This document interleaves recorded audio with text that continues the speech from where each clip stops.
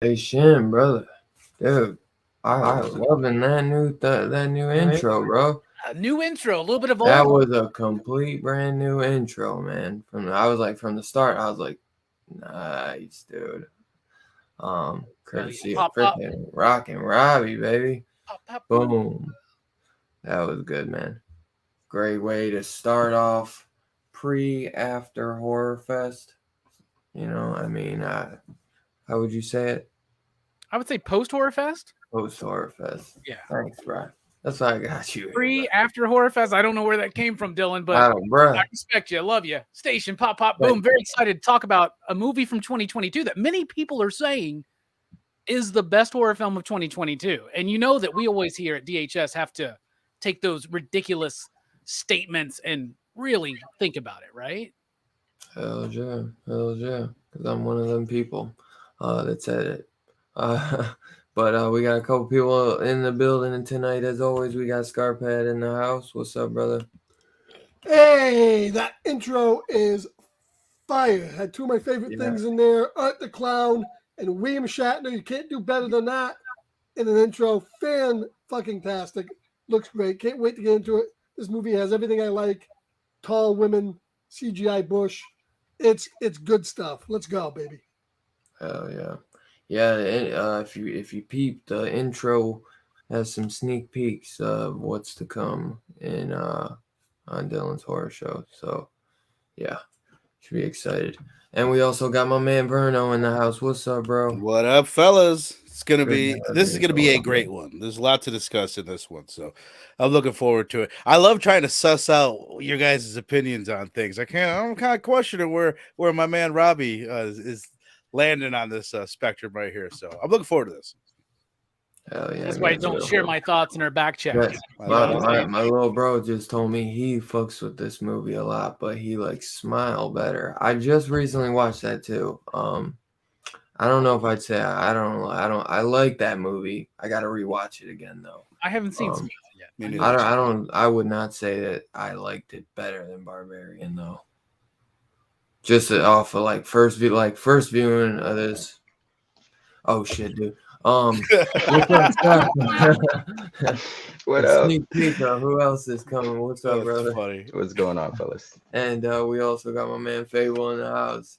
I'm just too excited, man. I can't. Dylan's getting better at these introductions of the panel, isn't he? Minor slip up. But yeah, so obviously here to review 2022's Barbarian. It's got. I remember this was one of the few I didn't.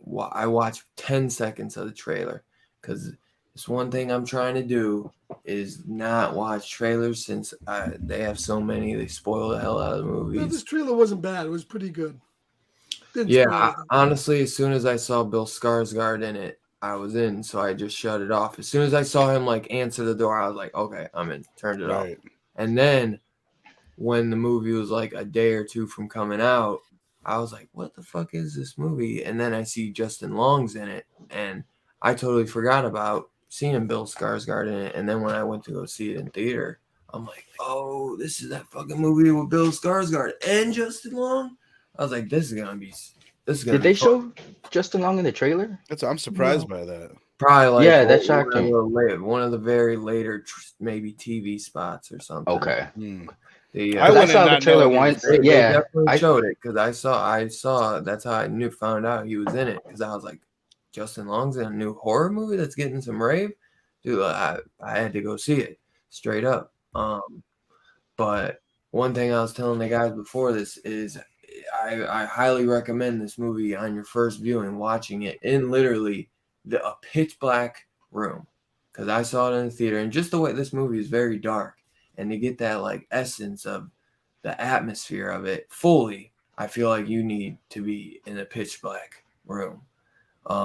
Which I was in a freaking black movie theater when I saw it, and just when she's looking out on the porch in the beginning and it's raining and you cannot see really what's in front, and that's creepy.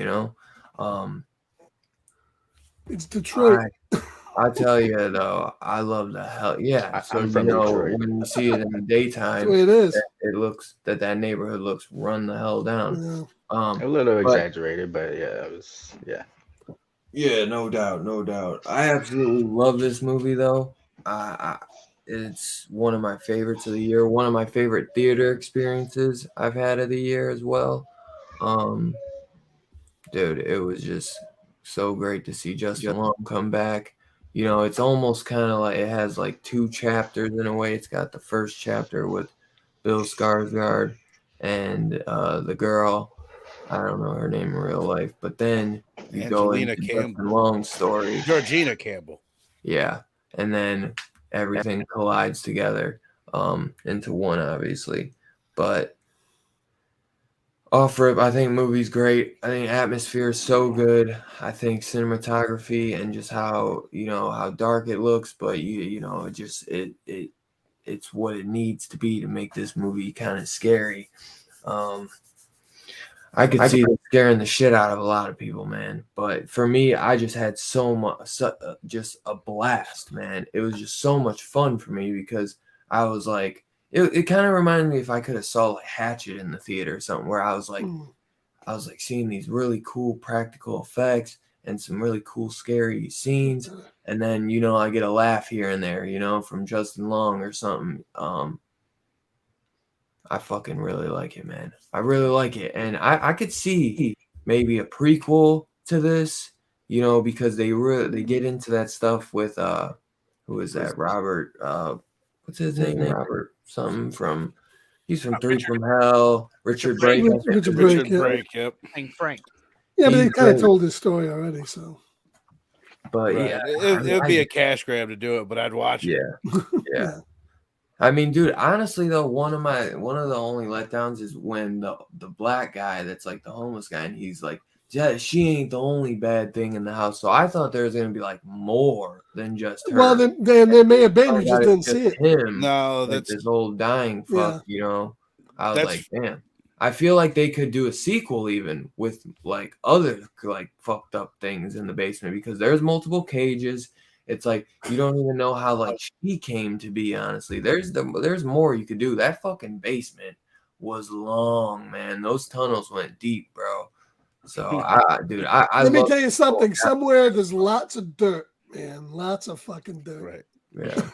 But let's see. I think maybe he shook it out of his shoe like in Shawshank. For all y'all except me. I watched it a few weeks back, but yeah. You watch it. Well, it's been on HBO Max since like the 25th of October. Yeah. And over in the UK, it's on Disney Plus.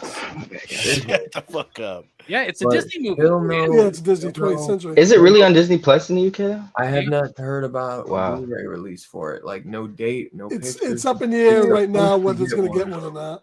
It said that the director said that they recorded. I saw the director say that they are doing a physical media. They're definitely going to do it. They recorded a audio, like a commentary track for the movie. So I think if they do it, it'll probably it's going to go to a third party, somebody, because once again, it's a 20th Century Fox movie, and Disney won't pick it up. 20th Century.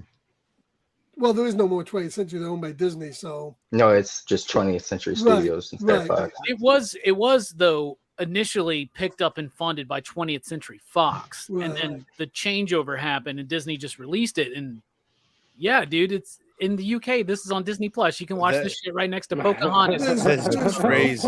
There's one other movie like this one that has not to this day gotten a physical media release. It just came out not too long ago. Which one is it? Prey. That was 20th Century Studios too. It could be, and it may not. It may not. Unfortunately, this is the way Disney rolls. I also think this is a new way that we're doing this, where they're going to have a limited theatrical release, very quickly put it on streaming, and then put out a physical meet. That's a sound business plan in today's. Well, Disney, depending on how good it does in theaters, is how long they keep it. Disney does not. I feel like 2.5 to 3 months is the max. For a while. I mean, Disney just licensed Wall-E to 4K to Criterion. They don't. They're done with discs. Yeah, and this has some good legs. They're going to put it out. You're buying discs off their Disney Movie Club. That's the only thing that they put exclusive Blu-rays that you can only get on the. Yeah, Disney and it's Movie the same Club. reason why like Marvel and Disney and license out like all ages versions of their characters and shit like that. Like you're getting Star Wars books from Dark Horse and from Marvel. It's because like why publish this shit ourselves? Why make the Blu-ray like some other one of the? And that's what the cool thing about the rise of like Arrow and Scream Factory and Kino and all that kind of stuff is that boutique. There are these boutique streaming or Blu-ray services, I guess, where you can now license this out to them and make it. And I think that's what's going to happen in the future. So it'll be out eventually. Hell yeah. So let me you guys know, obviously I fucking love the hell out of this movie. I'll dive in deeper on some things that I really like about it and maybe a couple of my dislikes. But Fable, let's you kick it off for us, brother. I want to hear what your thoughts are on this movie. First time viewing. I don't know if you watched it once, maybe twice. What'd you think, bro? It's my first time watching. I wrapped it up about 2 hours ago. I absolutely loved it. I thought this movie was fantastic. Great modern horror movie. I love the acting. The performances in this movie are very strong. Is Justin Long the actor? Yeah. In the movie? Yeah. He's the one you meet an hour in. Jeepers Creepers dude. Yeah. He's the actor, He's like the actor getting accused of rape. Right. He's fantastic. Damn. He turned in a powerhouse performance. Keyword on YouTube too. Yeah. He's terrific in this movie. And the young lady, she's absolutely fantastic as well. She sells fear very well. This movie's claustrophobic. Going down these tunnels, plays on those fears, and it has a good monster in it. I agree with you. The part where the bum guy comes and kind of explains the movie away, I kind of like, they could have done without that. Still would have been that's interesting. That one thing, because it makes me think there's more. Like more. Yeah. Well, I mean, and actually, we saw that already in the flashback. You said with the flashback instead. So. Yeah, I'm a big fan of not explaining a lot in horror movies. I'm a big fan of that. I like the unknown. I like for you to speculate. I like to see weird images and just be like, how the hell is this even happening? You know what I mean? So yeah, this movie was great, man. Totally recommend it. Awesome.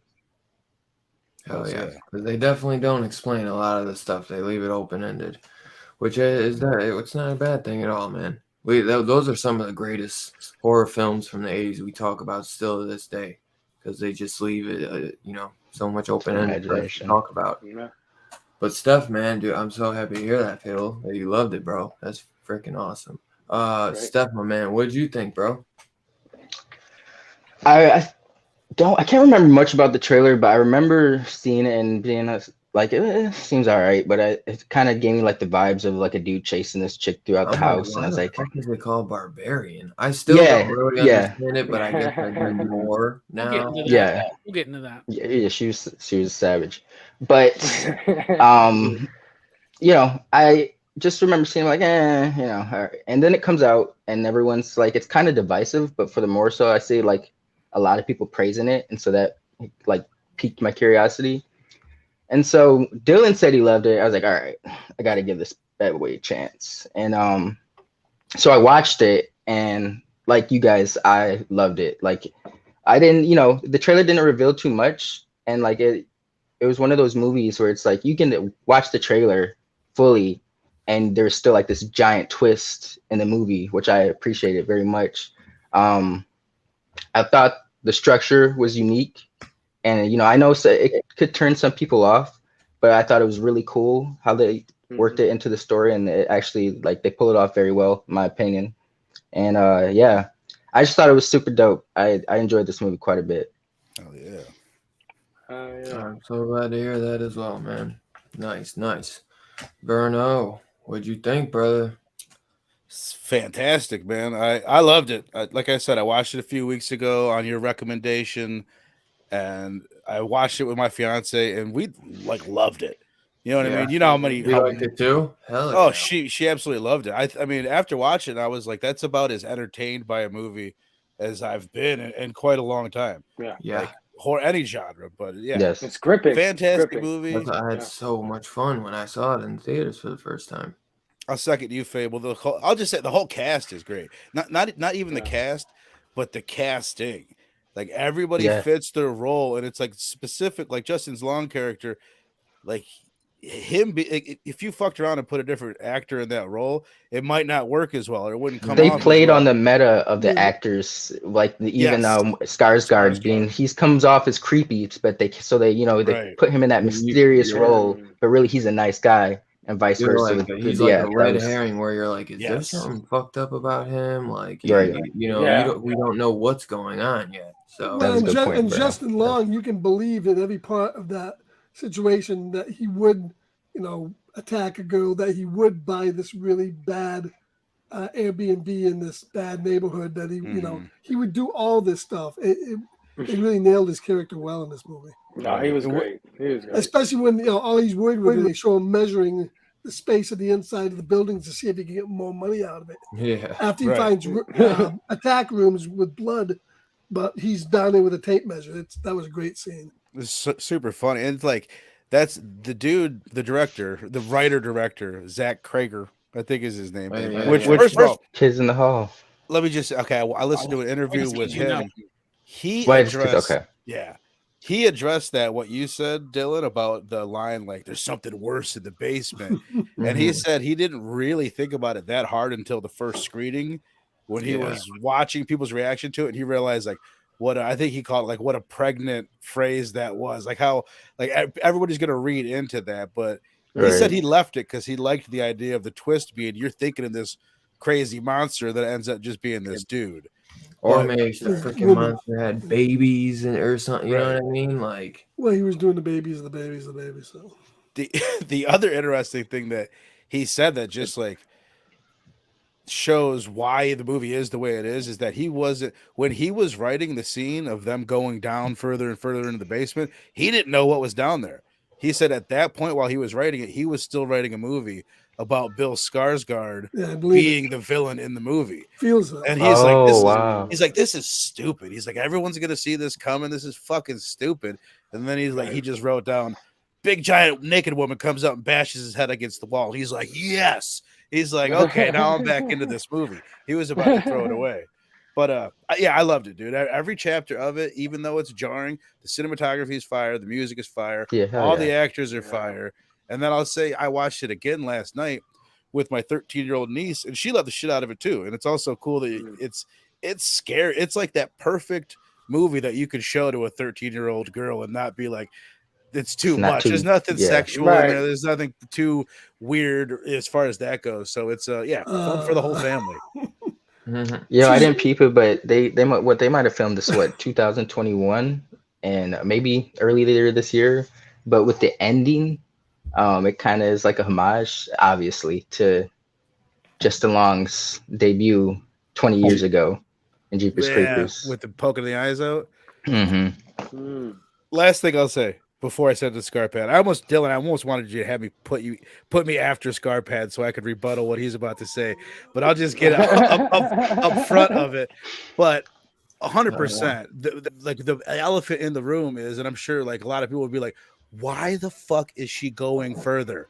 Nobody's gonna do this. Nobody's gonna keep going further into this hole. And I totally get that, but it didn't at all ruin the experience for me. It was just like, even my fiance is like, why would she do that? And then as she started going further, she's like, well, the show must go on. And it's like, it made for a good, entertaining movie, but I totally get it. Nobody would do what she does in this film. Well, I think that what I like about it is at a certain point she stops and she's done with it, but she goes further because somebody that she knows is in help.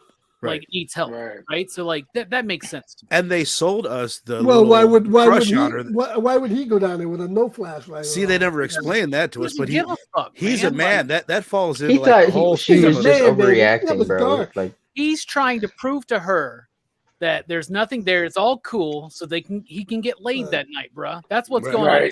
Because she was starting to feel him. Yeah. And that's the big part, Steph. Like I was shipping them halfway through that bottle of wine. So like I had bought into them being like, oh shit, there's something going on there. Right. So I accepted the fact that she came back to the place in this rundown neighborhood and all. Is it thin and a little bit like, but it worked for me for sure. Yeah. Oh yeah. Yeah. Now, I would hardly say this is family friendly since, it is about a mutant woman letting a grown man breastfeed, but 13-year-old. That's I guess not. Okay, well, she's like a female pumpkin. I watched this originally when it came out on HBO Max like 2 weeks ago, and I watched it for the show yesterday. Originally when I watched it, I did not like it. I just didn't. I don't know why. I found when they switched to Justin Long, I thought it was very jarring. And some of the stuff in the third, I have a lot of problems with the stuff in the third. But you know what? I watched it again yesterday, and I totally 180 agree. I disagree with myself back then. Maybe I was having a bad day. I think this is a really good movie. I wouldn't call it the best horror movie of the year, but it's in the top 3 or 5. It is really, really good, really, really strong. I don't like the third act as much as the first 2, and I wish that Bill Skarsgård could have went on a little bit longer than he did. But other than that, I'm in with the movie. I think in the end it gets a little silly when she's kind of emaciated and she's snapping people in half, like any of your horror villains, and the dive off the tower. I mean, yeah. But other than that, I mean, I think it's a great. No, I'm really entertained, and I tell you, Justin Long probably really made the movie for me in the second half. Maybe that's why they, really he's more the star of the movie than even she is. But I enjoyed it. No, I have 180-degree turnabout. Nice. Really enjoyed it. I mean, she had more screen time. Maybe it's just he did his part so well. That's why it's so memorable. It's a weird structure. There's 2 stars. Oh yeah, right. And he's real charismatic in the movie. Yeah, like, that's what it is. He's like, yeah, bitch. Yeah. He doesn't age, bro. What up? Like, dude, he dropped the F-bomb. And what up? Like, what up? Yeah. They don't say that. And you totally don't believe like, this movie's fucking awesome. You don't totally believe Justin Long in anything. I mean, even at the end, he's rationalizing why he had to do what he did to her. Right. At the end, and then. Well, yeah, that club scene. That morality club scene tale. He's explaining to his friend what happened. Yeah, exactly. Like, what's going on? And he's doing it, and I'm like, man, he's really good. Like, he's a good actor. That scene right there was great. like, he was playing it off. Yeah, it was just like a little bit, but man, yo. And the way he was doing it was like, yo, he's totally guilty. I'll tell you. You know what I mean? Yeah. He's trying to convince that's himself. what I said before, though. I said, yeah. One of my problems was, I said to myself, well, who the fuck would buy bread and breakfast in this neighborhood, he would. Right. I believe he would, and that's what sold the whole premise to me. You know? Oh, he don't give two fucks, man. As long as it makes him money, yeah. He's like he's just like he's one of those guys where he's like living in his own world. He's like oblivious to everything going on. He's just like I mean, I do. Thing. I mean, let's face it. If you think too hard about it, as you said before, there's 40 miles with a tunnels down there to get all that dirt out. You would need to have been excavating with heavy equipment. It doesn't make a whole lot of sense, but I'll buy it. Maybe it was down there from the railroad in the 1800s or whatever. I'll buy it. Yeah, it's that's a crazy one. Like the like once it gets so deep, yeah. Like once you get that, like just the hidden door and everything. But well, and you think about it, it must go into everybody's houses. That's why he was going in his work uniform there to unlock the windows and do stuff, because he must have entryways, and that's how the woman gets out. And she gets out through all the different houses in the neighborhood, not just through that one. Yeah, I guess so. That's a little interesting. Wouldn't he just come through the entryways though instead of unlocking the windows? I don't know what he was doing there, but I'm just saying I think he had entryways into all the houses through the tunnels. It went through the whole area. I don't know about that. I just thought he was leaving it unlocked so he could come back and like kidnap her or something. Yeah, that's what I read. Yeah, or to get out, you know. So. But no, I did. It made me wonder. Saw anything where like the tunnels led up to like different places? No. I don't think. Right. What if he did? There's other kids or there's other mutants, like, other mamas. Yeah, well, mamas. That's what when he says about there's worse things down there than just her. But I guess he's talking about him. But yeah, well, but that line gives him an entryway into a sequel. No, you know, possibly, yeah. So Robbie, I am anxiously been wondering, and I know we all have. What did you think, brother? Well, first and foremost, I just want to say this. I've been waiting for a movie to grab me more than X has this year. Because I love X. And X has been like my favorite movie of the year so far for a long time. But I'm like, surely that can't be the best movie of the year. And everybody kept talking about this one. Barbarian is so great and all this shit. So I was really excited that you put it on the list because it was something I was anticipating trying out anyway. And I'm not trying to be contrarian to anything that anybody has said here. So all I can do is just be honest with my experience. I watched it only once. I never saw the trailer as far as I remember. Maybe I covered it on the wrap up, but I forgot. I don't remember covering it. So like I went in there. I had no idea what the fuck this movie was. I fucking loved it. I fucking loved it. I found it riveting. I found it intense.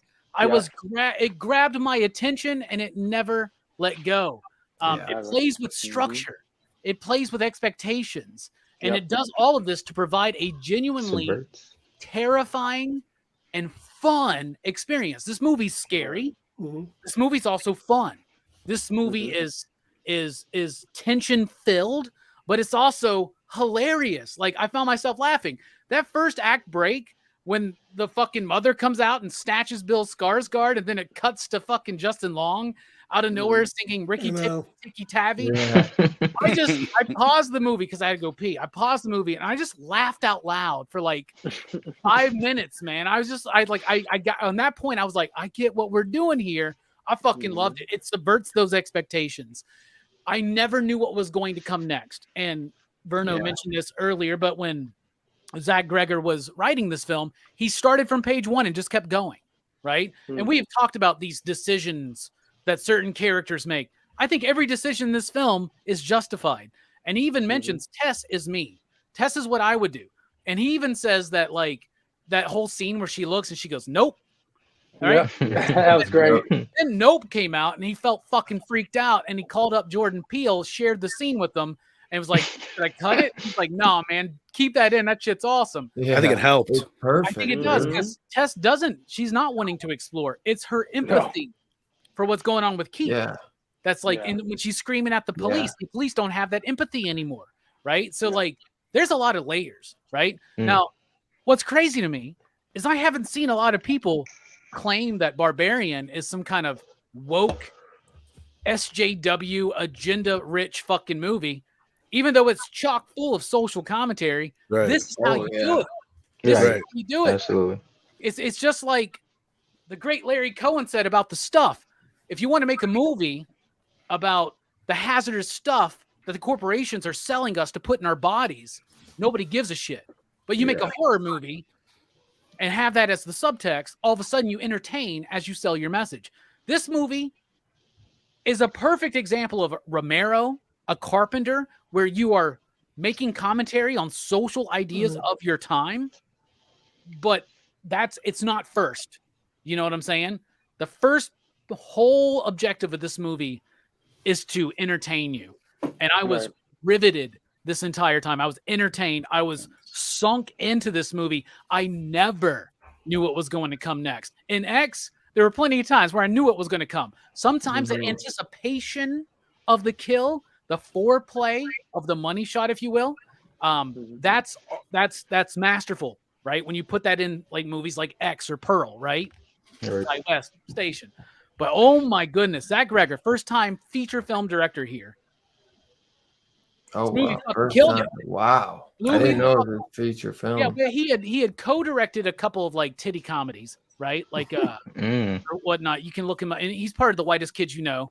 And the whole Grapinator thing is like one of my favorite comedic skits ever. So anyway, I fucking loved it.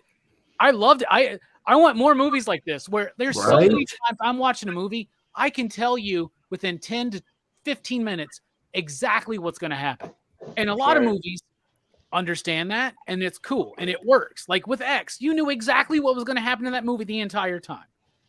But Barbarian is a movie where I had no fucking clue what was about to happen at any fucking moment. And it just kept me so engrossed in But you wanted to know. Yeah. And compelled. Yeah, I just wanted to know, man. I had to see it, bruh. I loved it. I thought this movie was banger. And I will go ahead and say one of my favorite films of the year for sure. For sure. Definitely. Same. Yeah. Oh yeah. Yeah, it's definitely in my like freaking top 3, top 5, man. Easy of the year. So let's see. I guess we get into like the music and cinema. What would it be? Music and cinematography, maybe. Let's see. I'd say cinematography is great. I love the dark scenes. It's not like, where you can't, it's that where you can't see, but they make it, when you need to see. It was meticulous. It's meticulously shot that way perfectly to scare you. But I think it works so perfect. It's crazy. He's a first-time director like that too, man. I think the music is also really good. One of the best things in it. Robbie, you know who did the music? Yes, it's Anna Drubich, who has very limited credits, but she did do one of the Fear Street movies that they did last year. Oh, I think I did see that. So there was some good music in that too. So, it was inspired by the music was inspired by damn it. There's this one track in particular that he found, the director. God damn it. And there was one track in particular that he found, and he actually used it in the film. Oh my God. There's one with like a little religious chanting. Is that the one you're talking about? No, it's Necro by A001. That's the one that's a little bit more like pulsating and when she first starts going down the stairs. Oh yeah. That was very exactly. It's cool. It's like a loud just bass ding dong. Ding dong. It does that for a bit, and then it adds in some like other shit with a ding dong, ding dong. Like quiets that down and continues the motif. You were mentioning that choral bit or whatever. Like which we just heard in Robert Eggers' The Witch, which I just watched. They had a little bit of that in there. The Lighthouse. So like it's in every Robert Eggers film. It's very much The Shining, but that's in here too. And when she first drives up to the Airbnb. Zach told Anna, I want you to do this like kind of haunting, shrieking choral voice thing, because to me, that's the spirits of all the women that he's killed in the place. Right? Yeah. definitely. Yeah, that's like a warning because as you hear it she like he said, she's pulling up to the house and you hear and then as soon as the camera goes through her car window, it's off. Turns completely off. Yeah, that was a cool little bit there. Yeah. It's almost like screams, like you're hearing screams from the basement. That's dope. Yeah, and it comes back when she's about to go in the house. When she finally lets down her guard and she says, "Okay, I'm going to walk into this house," you hear that shrieking coming in. She walks in the house and it stops again. Yeah, I think the music is perfectly placed. Cinematography is great. Does exactly what it needs to do. Absolutely love it. Let's see. We'll start with Robbie. What do you think, brother? So you asked about the cinematography. I'm going to throw in structure as well. So all together, style and structure, I think it's technically sound. The use of lighting is impeccable in this movie. Yes.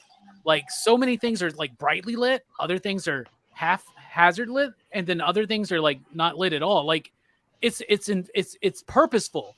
There are moments where you can see everything clear as day, and then there are moments where you can't. And I found myself throughout this film, because of the way it was lit, looking like trying to find the jump scare that was about to happen. That never happened because it subverts those expectations. The lighting's a big part of that.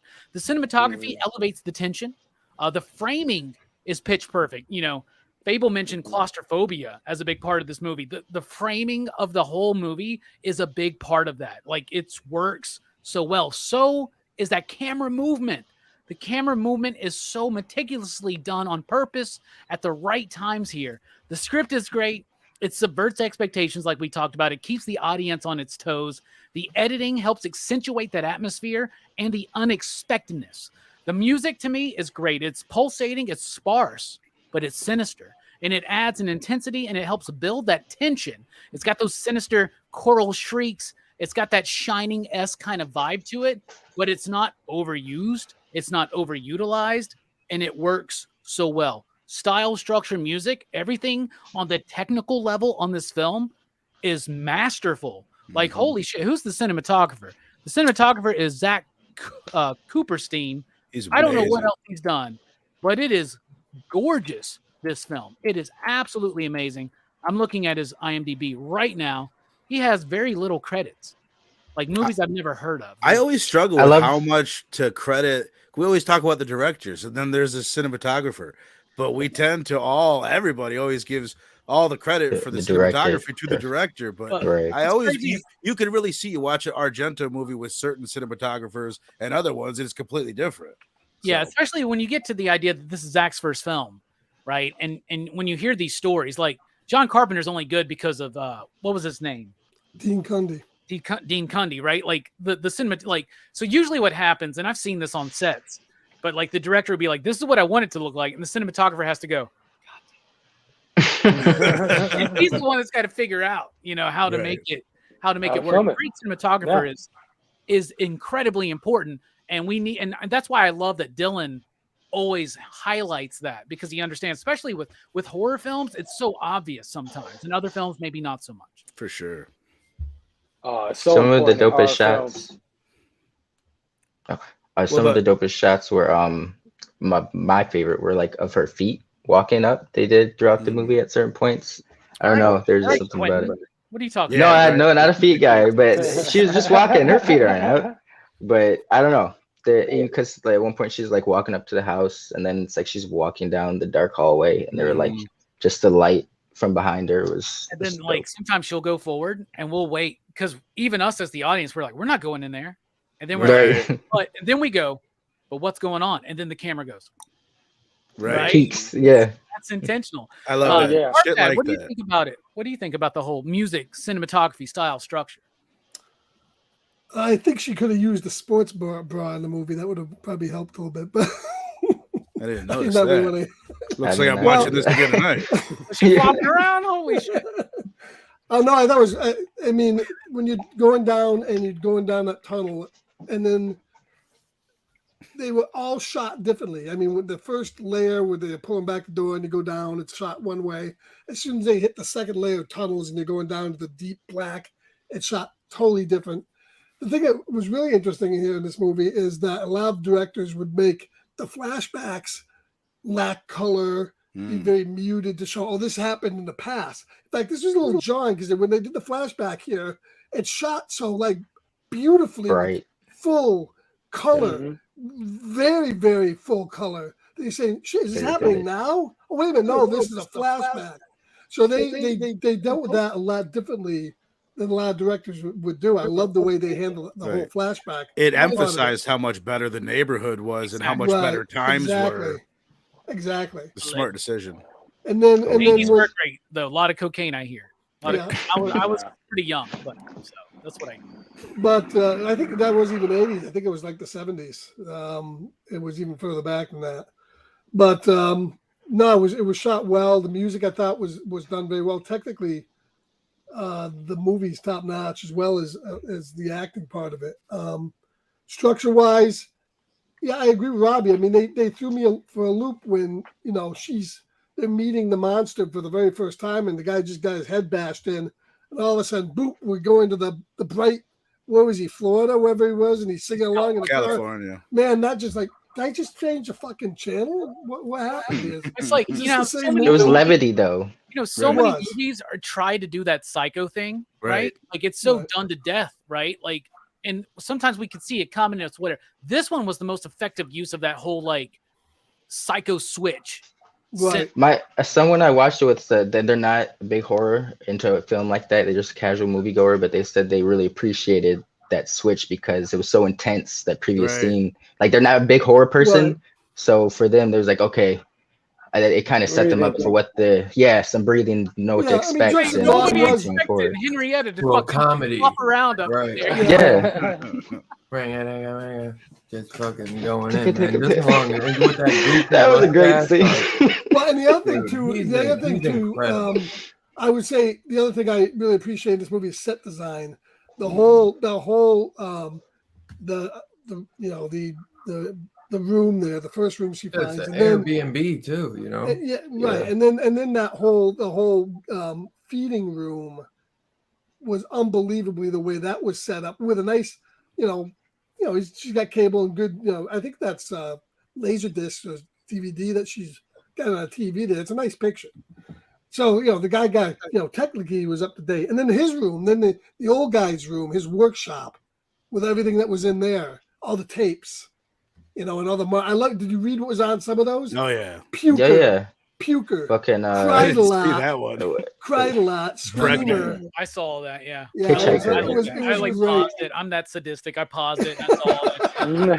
So they are watching. That is the VHS that he buys at the store. Right, that's right. So, yeah. like, that's what's it looked very good for VHS. Well, you're right. That it did. But the whole thing down in the tunnels was unbelievable. Very well done. So very top notch, all around. Yeah. Verno, my man, what did you think, brother? Dude, yeah. Like, I mean, this movie's so good, like on every aspect of it. Cinematography. Well, okay, I'll just say, like, the one thing that really sticks out to me that he keeps doing is he has something that's really weird. The director, I'm saying, like Keith at first, he keeps making things strange and then normalizing them. Like, you're introduced to Keith and he's like fucking weird. You're uncomfortable around him, and then he loosens up, and then you're good with him. She goes down in the basement. The first time she opens that door, she says nope, but then she sits there for a little bit, and now she's down there, and now the music goes away, and now that's normalized, and then she'll go down there. The room with the bucket and the bed and all that shit, super fucking scary. But then when Justin Long goes down there, it's normalized. He's I think that was like a kind of like part of the theme of her, because at the very beginning she's very so conscious, or on the very defensive, paranoid, and that's like we're getting accustomed to her letting her guard down, building her strength. It's just impressive for first time director Zach Krager. Comedy background. I just felt like he was in complete control, not only of the movie, but of me, like the entire movie. You know what I mean? Yeah. I was feeling everything he wanted me to feel, scene to scene, and he kept like taking it and changing it. So that was fucking badass and super impressive. Hell yeah. But it's back to the flashback, Scarpad, like the wide angles. There's a lot of wide angles in this movie in general, but the whole thing with there's a lot of that. Yeah, you got guns and pointing at the screen. All that's dope as shit. But that whole flashback, the way they followed him from behind with the wide angle, which made everything look surreal. And my girlfriend pointed out, like, it gave like a Tim Burton vibe. Like it looked like that was found out of Edward Scissorhands. Well, almost Edward Scissorhands, exactly. Yeah. They were back in time. That's how he decided to do it. Right. Instead of changing the tint or color, like a lot, like he said, most directors would do. He said, "Let me just change the camera work completely, let you know we're somewhere else." And back in that flashback, just the scene where Richard Brake is sitting in the car, and you've got that little blue hatchback in his window, and it pulls forward as he pulls forward. It was it reminded me, it's like some John Carpenter type shit minus the wide angle, but I mean, and then as far as the music, you guys all said it, it's subtle, it's not overly used, it's not jarring, it doesn't stick out a whole shitload, but what's there is super effective. So and I'll say, just like when she's first walking into the basement, like the first time she's going down there, to me that was the most suspenseful and scary moment of the whole film, and one of the most suspenseful moments in anything that I've watched in a long time, for sure. So also top notch and all that. Also, some of the actual songs included in the soundtrack are really good. And the ending song was perfect to end it with the Ronettes. Be my baby. Be my little baby. Right.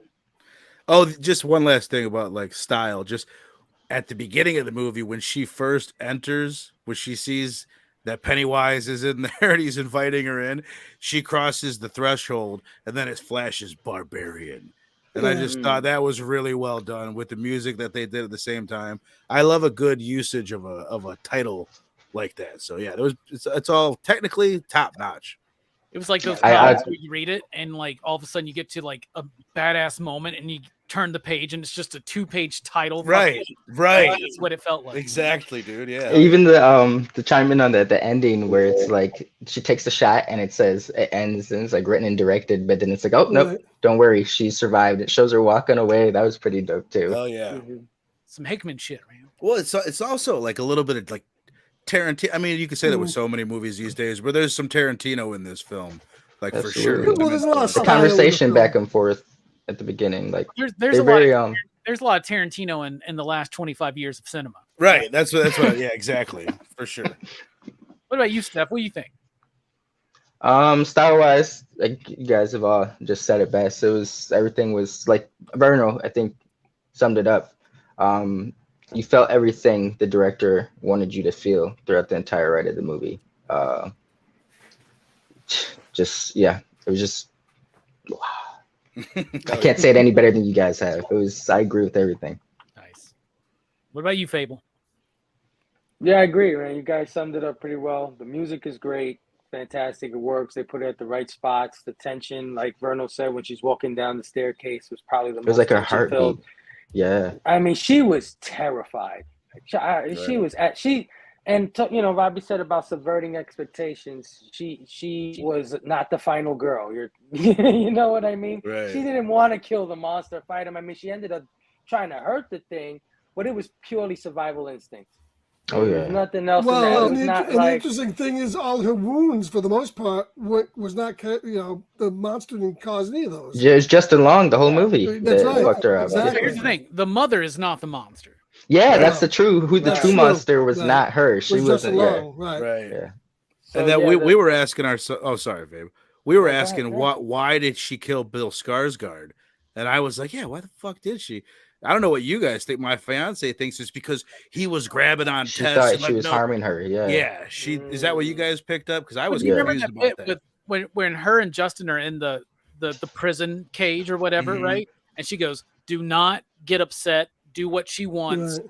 She does not like it when you." Right. And he was. He didn't want to be breastfed. I mean, who would? With that hairy ass nipple. Fucking. But she hopped down. That was a dope scene. She rises. Would your preference be the nipple or the bottle? Oh, I'd take. Well, when I said nipple, I meant the bottle. I would take her nipple over that fucking hairy ass bottle any day, dude. Yeah. Well, no, the hair I think was from her, wasn't it? Either way, it's not a sanitary situation. It wasn't clean. Well, the whole thing was a little raw.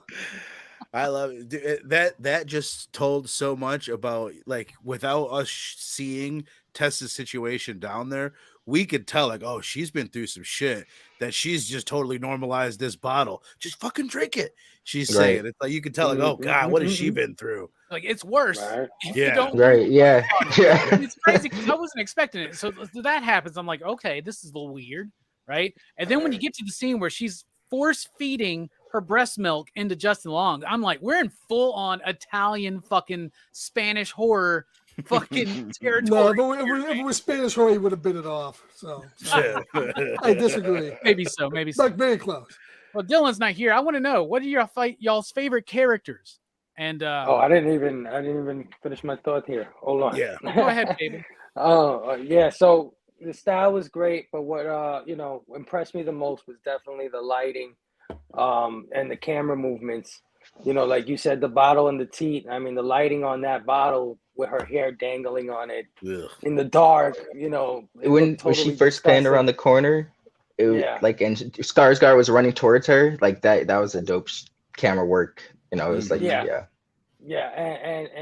the editing was fantastic as well. Like Verno said, when he was in the parking lot scoping out the woman, and then it just cuts and he's already at the house, waiting to go into the house. So things like that throughout the movie were fantastic. So yeah, style and structure, like Robbie said, magnificent, masterful.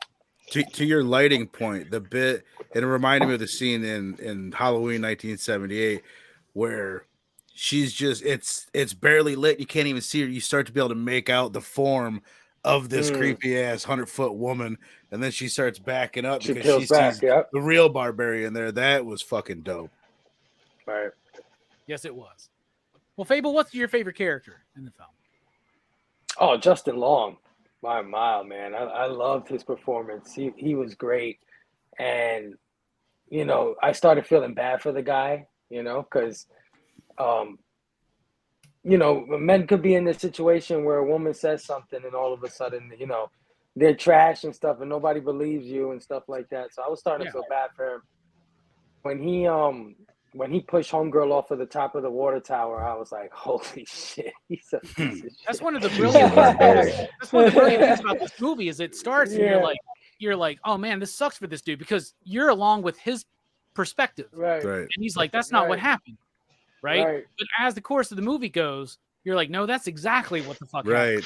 Yo, when she busted in and got the homeless dude, he like takes off without her. She's already like shot in the gut. He just takes off. And then when he goes downstairs, and he finds out that she's still alive, he's like, "Holy shit, you're still alive!" You slipped. You were following. I love he tells her, "I'm gonna save you." Justify it. I got you. I'm gonna save you. Yeah, and he really brings in that conflict, man. Stark had mentioned this earlier, but that scene when he's going down in this dark ass tunnel, and we just went through this very intense shit where, and he's going through there like, "Fuck yeah, more square footage." Yeah. No, he says it. He goes like, "What the fuck?" Yeah, he went right back upstairs immediately down on the computer. Dude, I love it. He doesn't give a shit. There's this fucking like snuff film room in the goddamn basement with the people's items there. He's measuring it, and then he accidentally sits in the bed. He goes, "Oh, gross." Right. Yes. he sees the cages. Yeah, he was unbelievable. He was beautiful. Because he's never had to deal with any level of true, authentic fear in his life. Right. You know what I'm saying? Because not just because he's a dude, which you could read that into it, but also because he's a rather privileged dude because he's a Hollywood fucking he's a dick. Guy, star. Right? He's the guy like making this fucking pilot or whatever. He's an up and comer, so nobody's ever been in this experience. Who's the first guy he calls though? Is his mother. Yep. Ooh, look at that subtextually. What about you, Steph? What's your favorite character outside of Justin Long, AJ? Which was my number one? Oh, for sure. That was it. I was gonna say he really. Let's be honest, he sold the movie so much, but the girl's fine, but I really like Skarsgård. I think it wasn't even. I mean, there was editing, but I think it was like they did it with the casting. It was very a meta choice that they knew people's preconceived notions of him, or like to come off sinister looking. He's got the bug eyes, and so they're expecting that with him. But really, he was just this good guy the entire time, and he sold that well. I don't think I've ever seen him in anything where he's actually like a good guy. So Right. I think he played it very well. Version of expectations, right? With Yeah. having him in that role, where you the whole time I'm like, this seems obvious. He's Yeah, a freak or some kind of freak or whatever, right? That's why it's almost like it's crazy that we didn't think like he's the red herring too, right. you know. But I was thinking, I still was like, just because I know how he is, I'm like, how could you waste him like that? You know what I mean? Well, Like, how long was he in the movie? About 25 half minutes hour, or so. 40, half But hour. He did well for the time he had. But that's what I said is I think that's one of my biggest complaints of the movie is he was so good that I think a little bit longer. Like I would like to see them together in the cage for at least one scene, maybe. I say worth it. This movie's no, I think it was fine the way it was. I need that crazy ass scene because she just let her guard down and starting to trust him, and then some crazy shit happens. So it's like a shock, the you know. whole time you're like, you're waiting for him to be like, oh, like the crazy one. Well, or I knew something he like wasn't. that. I knew Like, there was something else he going says on, 30 seconds, and then she's like, you see it, and she's like, yeah, I see it. He's like, okay, now come back up, and then he just doesn't say anything. It's like, dude, you said you were coming right back up. Why the fuck interesting do you part, keep going? In that scene where she's going to bed and the door is opening, I think the woman's walking around upstairs trying to get out. Right before that, but I you love see the door close. Like she's up there fucking around. But I love the way that you can see she's in bed and it's a slit. And all you can see is directly to Bill Skarsgård. And he's laying there and he's got like in a nightmare or whatever. Yeah. So you're like, what the fuck? Yeah, that moment where you're like, oh, maybe he did do something going on here. So that was a great scene. Well, the part that throws you off, the part that throws you off is the laundry. Because there's going to be another hour and some change before the laundry's done for them. And then they start drinking and you notice the machine's not even on. And they cut to that on purpose. Like they just show the machine in the back and I didn't even pick up on that. Nothing's spinning. So it's like, oh, this guy's totally a killer.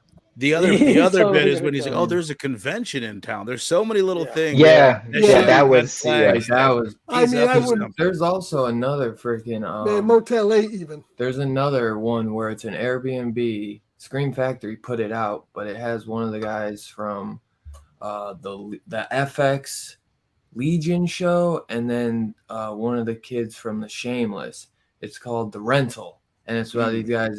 So it's the second Airbnb thing. Well, I don't think Airbnb sponsored this movie because it doesn't make them look good. Where like the person though that's running the Airbnb, it was like all kind of set up. So I was thinking maybe they were doing something like that, where like it's like, oh, I ordered it on this website.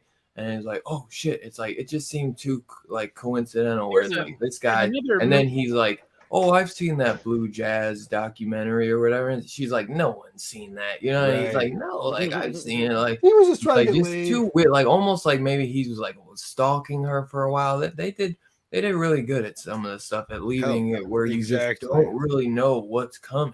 The dialogue was well written, and it was written. And even with him, he's like, I didn't want the wine bottle, the whole wine bottle scene. Yeah, well, that's funny though.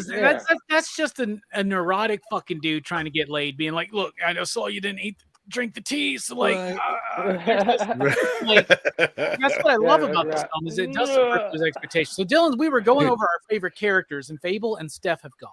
We've talked about AJ and Keith, so shows back to AJ and Keith. So, Vern, you want to keep it going? Yeah. Well, just to add to the Skarsgård, I had something. I can't remember what the fuck it was now. I had something I was about to say. I hate that. Oh, it might be gone forever. I think it's gone. That's fine. Damn. I mean, that's the other thing about the movie. You could almost do this on a stage. Like this could be a play. There's only 3 important characters, but I guess Richard Brake and Mom would round it out to. You know what? I'll go with the mom. I'll go with the design. First of all, was any of that CG?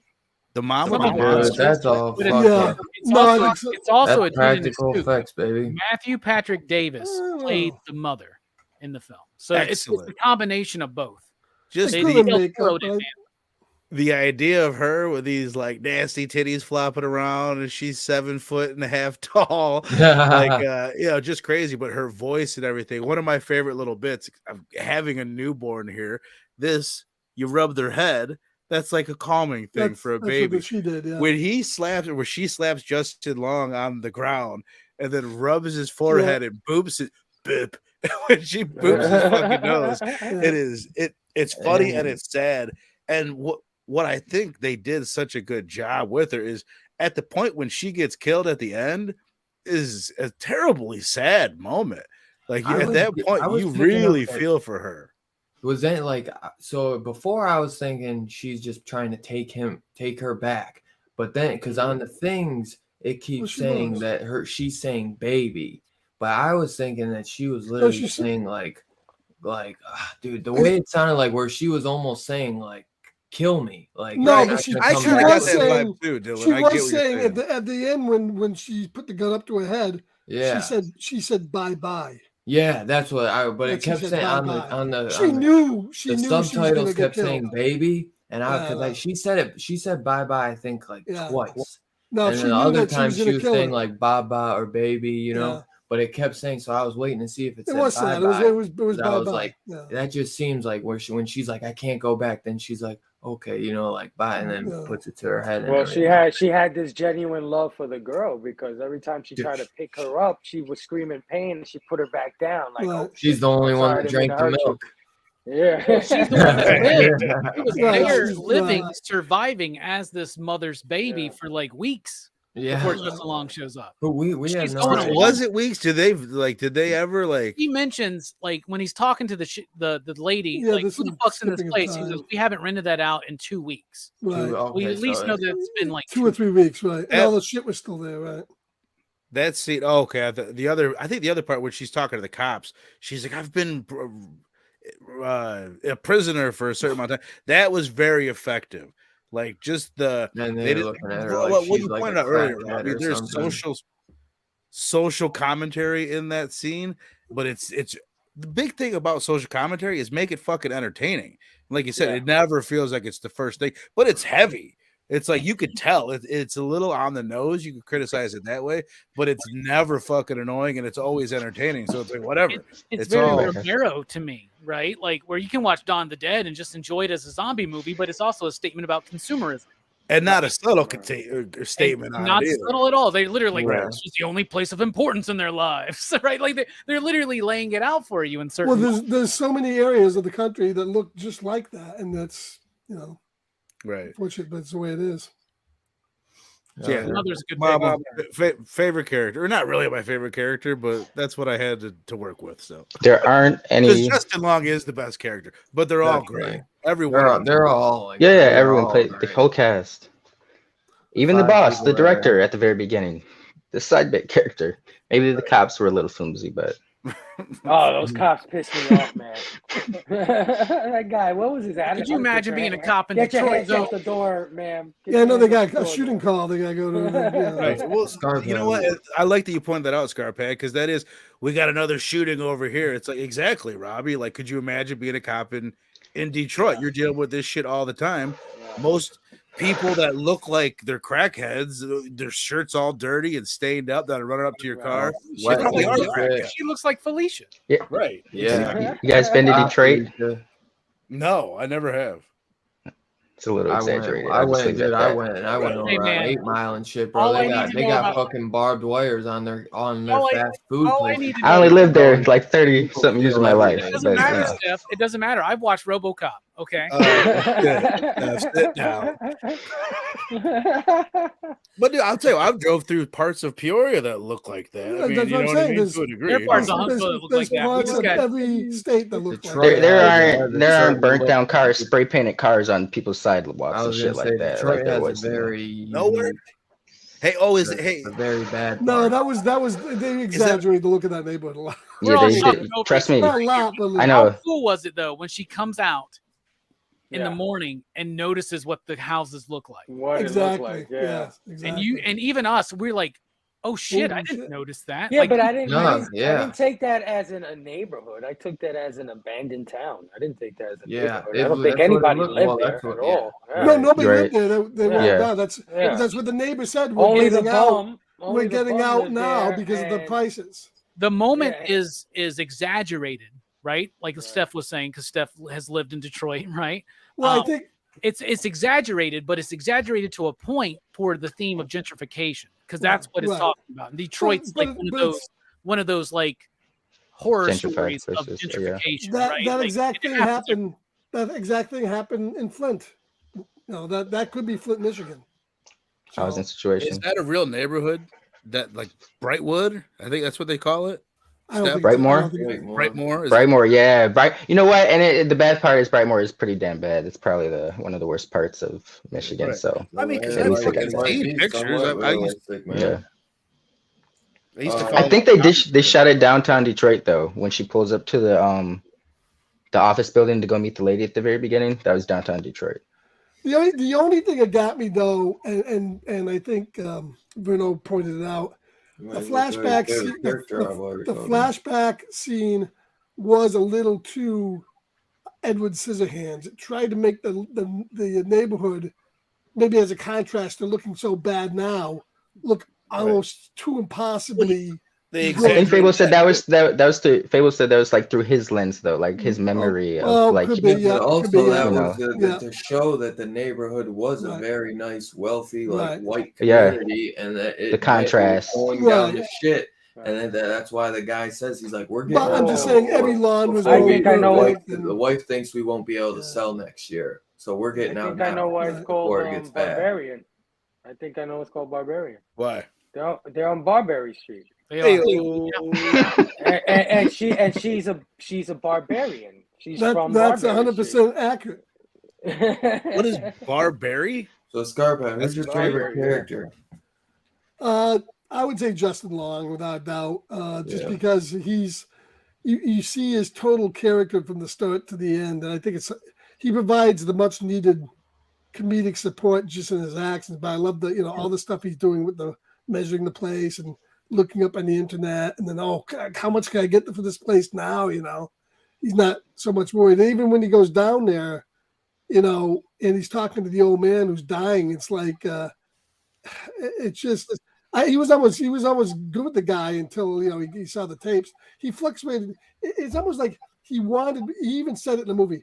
I'm not the bad guy. I don't want to be the bad guy. I had to do this, but he was the bad guy and he never saw it.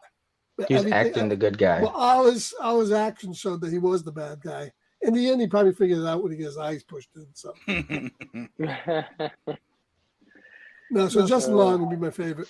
Yeah. He probably saw that, and it probably like him snapping was him trying to justify. Very honorable mention to Bill Skarsgård because he did a great. If you didn't buy his character, the rest of the movie wouldn't have been able to go where it did. Right. So yeah, he was very good. Yeah. Heck yeah, Robbie, what'd you think, buddy? AJ's my favorite, but the next one I had was Georgina Campbell as Tess. This movie lives and dies with her performance. Like, as amazing as Skarsgård is, as amazing as Long is, as amazing as the mother is, as amazing as even some of the other characters are, like Richard Brake as Frank. Tess kills this movie. Like, she is the point of view of the audience. It works. There is a level of, I'm not going to do this, but then there's that curiosity. Well, there's this level of cleverness, right? Where she puts the mirror and the flashlight so she can go a little bit like I love her journey in this movie. She's the one that carries it for me, man. Her performance, if it wasn't solid, and it's solid throughout, she plays that scared woman in the first act, right? And then at the end of the second act, she's the hardened survivor. And into the third act, natural. And it keeps, she is trying to do the right thing so much that it keeps fucking her throughout this movie. And I'm just glad she fucking made it. I do believe at the end of the film, when we see her make it to civilization, she drops and dies. But I thought she was an incredibly great performance in this film. Hell yeah. Yeah. I mean, the barbarian chick's got super strength, and she's like ripping skulls apart with her bare hands. So I can suspend a little disbelief that she can launch herself off of the water tower. Damn, if that's what incest does. That's football players, or something. Yeah, see, that's why it was so thin. They should have just left that out. I think we got some of them football players down here in Alabama. I would definitely. Who'd you pick, Bruno? Justin Long, though. Yeah, I would say Justin Long. I'm just a huge dude. And an honorable mention would go to Skarsgård, but I do say I agree. Like this this movie doesn't work without these 3 actors, Tess. The whole the primary cast was just phenomenal. And AJ. They just all work. They're all so unique in their own ways, but they all work just so well together to bring this movie to just, you need Skarsgård to give you that kind of disbelief of what the hell is going on, to make you're not even thinking about what the hell could be it like in the behind the closed door. Like as soon as you see that room, you're thinking like, oh, Skarsgård, he's the fucking weirdo doing all this shit. She doesn't believe it yet, but you know what I mean? Like that's what we're thinking. We're just waiting for him to like, even when he's down there yelling, right? Like you think we think she's trying to lure her. Yeah. Yep. Well, when the second door is revealed, it's like, holy shit, right? Because when you reveal the first door and you see the room with the camera, you're like, oh, okay, I see where we're going. Yeah. And then you there's think another Nicolas Cage door is about to pop out. It's 8mm, right? Right. Then there's another door, and it's like, oh, another subversion, right? Like you think it's going to be this movie about this killer that brings women down there, and it is. There is something to do with that, but it's even deeper than that because they never show the end of these tunnels. Like, and their chemistry felt natural, like from her and her and Skarsgård's awkwardness between first meeting somebody, and then just like sometimes a circumstantial bond, which her and Justin Long kind of shared when they first met each other. Nothing felt phoned in, it all felt very natural. Even we didn't mention Richard, we've mentioned it, but Richard Brake, not that his performance is off the charts, it's good. It was great. He's like giving like Michael Myers POV stuff as well, with like the freaking jumpsuit, and how he walked and shit. Just the casting, the whole back is even smarter. Like that's the brilliant part, because most horror fans have seen him in a few creepy ass roles. It's kind of like the Pennywise thing. We don't need to get a lot from him because we just understand Richard Brake is a creepy dude. Yeah, right, exactly. I'm like, oh yeah, I was like, he's really fucked up. You know what I mean? Like, the other thing is, I was making these references. Like, I think that this is in line with a Romero film, especially with the social commentary. Another thing that all horror fans know of George Romero is, in all of his movies, if you just listen to the black dude, you're going to be fine. So major props to James Butler as Andre. Yeah. He was like, get the fuck out of this goddamn house, girl. It's hey, little girl. Get up out of there, girl. It's back to, I forgot to mention this, but because you said some people were telling this is like a woke film, but it's like, that's an easy write-off because between this conversation between Tess and Skarsgård, because she's like, why is it always the women who are getting their hearts pulled out? And, it lingers a little bit. And he's like, trust me, women can do the ripping too. It's like, it's going both ways. It's a well-delivered line. A lot over the years, man. Yeah. The other cool thing, though, is that she makes the point, like, if you had come to the Airbnb and I was already here, you would have no problem joining me. I had to really think about it. And that goes to show when Justin Long shows up and all the shit, he finds that shit downstairs. He don't give a fuck. Like it shows this idea, like he's never had anything crazy. He doesn't have to think like that. Like when I go out downtown, I could be downtown in any city, drunk as shit, and I'm not that worried.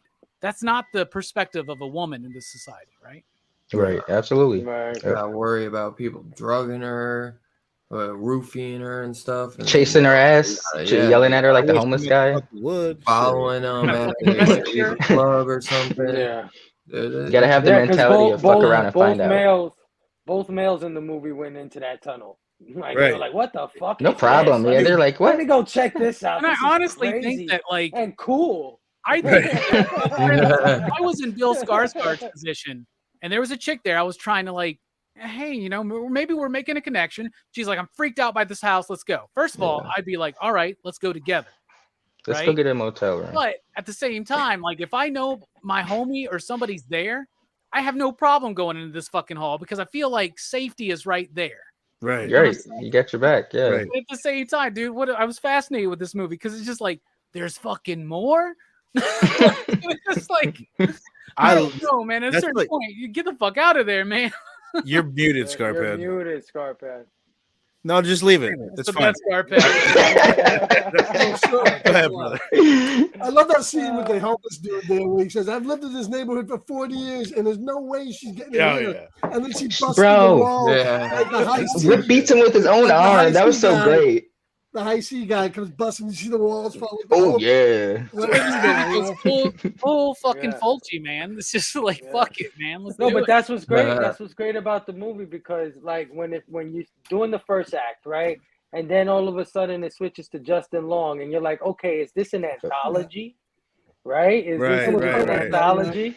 Is this another story? Was that the end of that one? And then when she, he meets her in the dungeon, and she comes back and is like, okay, it connects. But then we go back in the past with this weird fisheye lens shot thing, and then we come and now it's a monster movie, and this chick is a full on like creature, like Pumpkinhead almost running around bashing people. So it's crazy. Has a lot of tone. Pumpkinhead. Yeah, I was just gonna say when we were on the Skarsgård, like the way he delivers the lines, and it makes totally sense. You believe him. You're like, yeah, he's explaining to her like, I can't just up and run out of here because you said there's a room with a bed and a bucket in it. Like just that line, the way he wrote it, or the way it was written, and the way that he delivers the line, it's so fucking good, man. Yeah, fuck yeah. He's like, okay, like he just seemed very believable. Yeah. He's like, I just knew that tonight I would get laid. I just knew that tonight I would get tonight it was because she was looking at him when she was at the interview, like looking at his picture. Because he's not a bad dude. That's the thing. He comes across as a bad dude. That's her perspective. But like he's trying to do all the right things. Being creepy and obvious about it. Like, I didn't open this bottle of wine. The wine. Right. The director told him, this is what I was going to say earlier, to never for a second be creepy. He's like, you know what your character's arc is, like, you know what you're trying to do. Always be nice, because if there's any creepiness, then everyone will know for sure that you're not the barbarian. So he played. I was glad I had a chance to watch it twice, just to, because this is one that's different on a second viewing. Right. You fully know the story. It's it feels different the second time around, and his performance is it's top notch. Yeah, very subtle but powerful, man. I've watched it a few times now because I watched it also. So I watched it in theaters, then I watched it like day one that it came out, and I probably watched it the day after too. So I'm probably about like 4 to 5 watches because I watched it also just before. And there's a lot of shit I really moments. Enjoy this movie, and like it's just so much fun. I watched it 3 times. 3? Oh no! I watched it like when you had said it was dope. I watched it like the night before, or the night after that, and then I watched it last night, and then today right before the show. Yeah.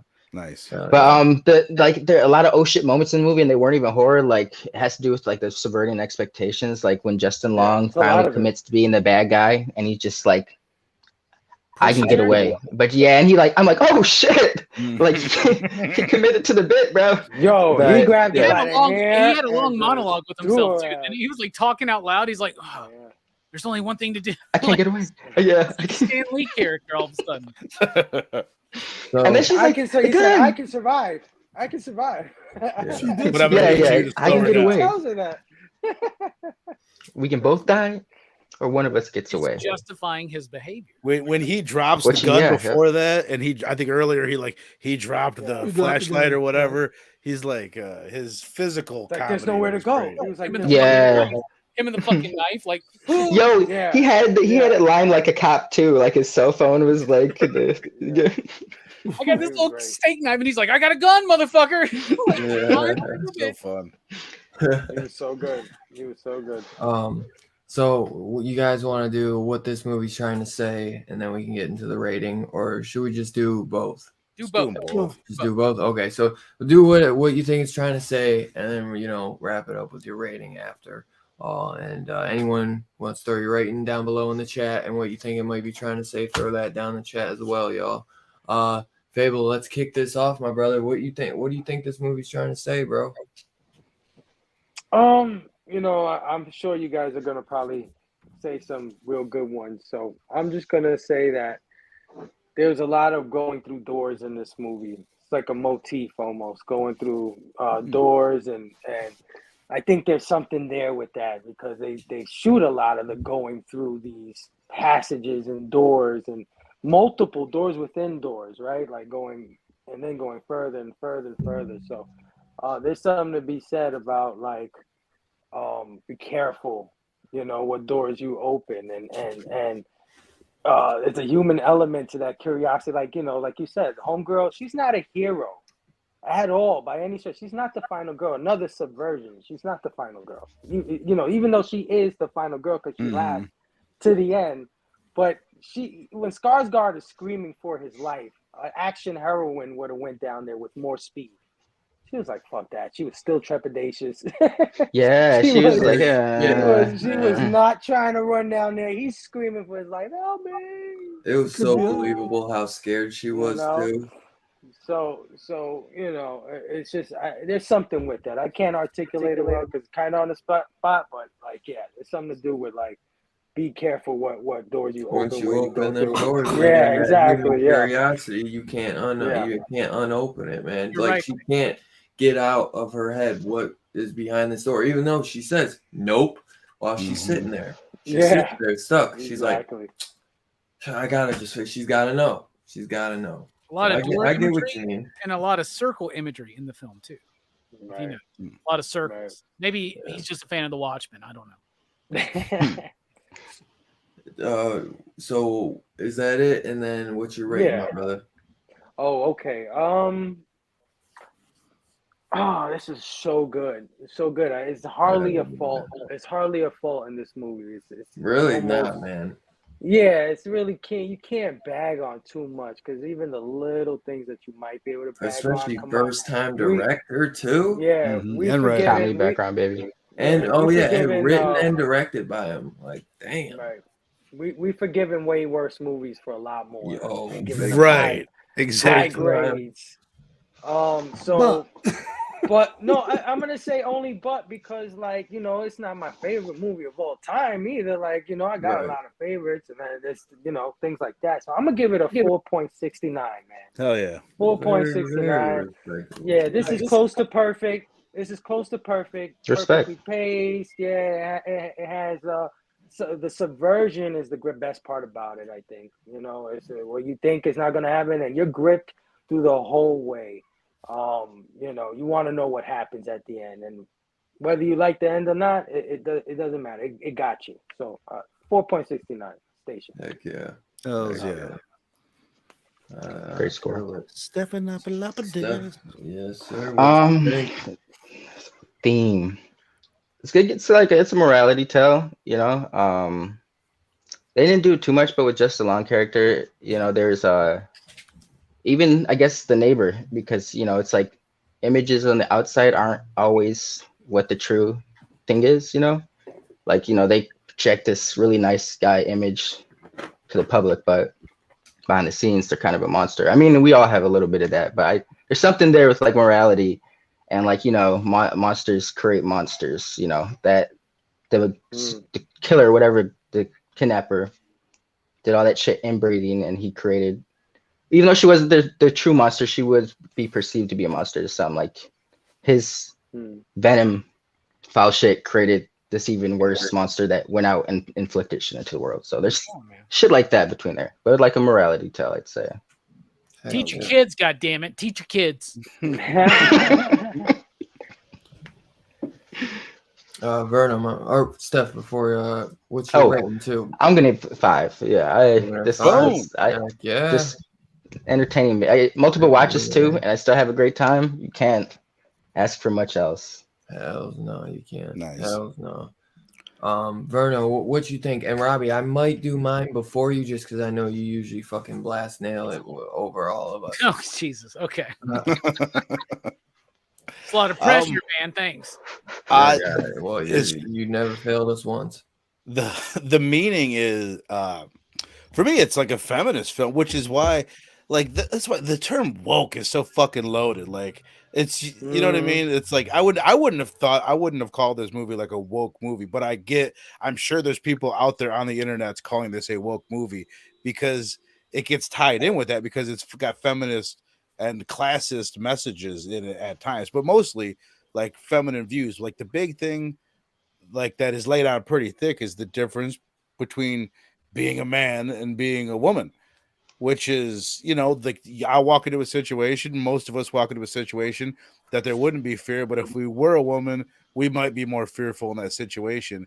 And that's why everything he does with Justin Long Justin Long and Tess are the same thing. They go through the same shit, but they experience it completely different, mainly based on their sex. Yeah. So that's the way. That's like the big thing that I would take as far as the theme goes.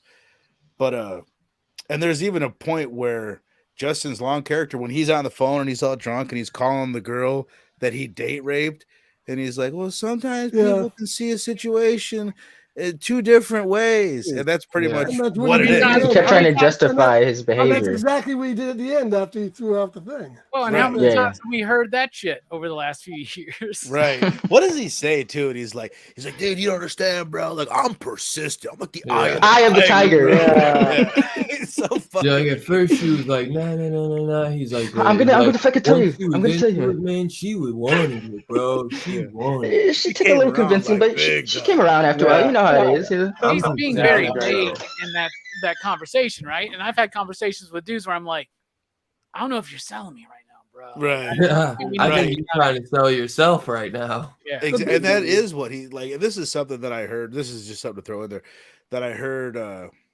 in that interview from the director. Was he was looking at it and he said he didn't expect audiences to pick up on this, but he was looking at the Barbarian. I said his name 10 times, can't remember it now. Frank in the basement and Justin's Long character as being the same character. So when Justin Long is in the basement watching them videos and he's disgusted by what he sees, he's disgusted by himself because he's pretty much doing similar shady ass shitty things. Well, Frank did worse. So bad. Right. Frank did much worse. No, I get it. And I agree with that too. I listened to some podcasts where this woman was really debating who was worse. It's like, are you fucking serious? But anyway, besides that, I'm going to give it a 5. And Fable, I like what you said. Like, it's not your favorite movie of all time. This isn't The Exorcist. But as far as The Exorcist 3. Or The Exorcist 3, either one of them. But like, as far as like a new movie that's trying to compete with 80 years worth of great horror movies, and it's just like doing its own, everything's been done under the sun, for them to come out and make a movie that we all enjoyed this much and we were all surprised by it this much and entertained by and afraid. That's the thing. Entertaining, funny, and fucking some of the scariest moments, and the cinematography was fire, the acting was fire. It's 5, man. 5 all day for me. So 5. Oh yeah. I just had a buddy tell me too. He's like, "Did you see Barbarian?" I was like, "Dude, funny." I was like, "Yeah, like fucking love that movie." He's like, "Dude, that when Skarsgård jumps out kneeling, he's like, scares the fucking shit." That was out of me. me too. It gave me Blair Witch vibes. That was the moment that fucking shook me out of my soul, dude. When he came crawling up, he just crawls up like I don't know. That was the moment, dude. And a scream because he's kind of pale. He's got the bug eyes, so it's. And he comes from the spot where we're not looking at, right? Like, it's so weird how they're playing with the light and the dark in this movie. It's very well stylized. I love it, man. Scarpet, so what do you think the theme is, and what's your rating? Bruno, what was your rating? 5 as well? Yeah, hell yeah, brother. What do you think, Scarpet? I think the theme is basically these people. The 3 characters are basically. Really more the 2 characters, Long and the girl, and not so much Skarsgård because he doesn't last long. But the moment they enter that second layer, the moment they enter and they start going down, they all kind of become barbarians. They're the ones that are becoming the barbarians even more so than this character of the mother, who really in the film doesn't kill anybody. And she kills later on, but there's after shit goes bad. But we get the idea that, maybe if she didn't go downstairs, none of that stuff would have even happened because other people probably stayed at that B&B and they've left and there was nobody else, that came down any of that. So maybe she just walks around at night and that's all she does. But they became more of the barbarians down once they got into the room with Frank and everything down there. All of them had to do things they wouldn't do to, survive. And it's those layers that we go through. The tunnels were kind of like a stand-in for that. But anybody can become a monster is the gradual theme, and there's so many movies too where the monster, the main monster of the picture is not, as you said, is not the main monster, it's not the monster here. It was the character. Right. So, yeah, I'm gonna give it 4.5. I thought it was a great movie. Oh yeah. Hell yeah, man.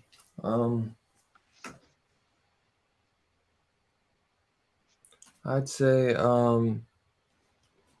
one of the things I think with its biggest thing it's talking about with Justin Long's character is with the whole story of what he's going through. How many times have we seen that in Hollywood in the past couple of years? People getting canceled and everything with his pilot, and he's just like that. I'm fucked. I brought her on. They leave it. I the whole time we've talked about where I feel everyone's leaned in, where that he probably did do what he said, but there's also a part where he might not have done it. You know what I mean? Like it's very possible that she just got drunk and maybe she didn't want to do it at first, but then when she got drunk enough, she was like, I'm down with it. And then the next day she regretted it. She's like, I do not want to do a show with this guy. And she fucking got him canceled. Yeah, but by the end of the movie, after you see everything you see with Justin Long's character, you have no doubt that he was. He did. Well, that's why he told her. That doesn't all. But they did that. But you scene of the bar too. They did that so subtly without hitting you over the head with it. No, but what it is what you his can perception. Pick up. That's your interpretation. I'm saying there's two though. You can take two. It's his perception of what he did. Right. Because because of the world he comes from, where they get what they want, they have the money to buy what they want, do what they want. You don't see yourself as being, you think you're just like the king of a jungle. They don't get said no to. He's like, this chick is lucky that I'm even hitting on her. Right. That kind of mentality. But when he slowly realizes what he actually did, the guilt starts coming in because he wasn't raised that way.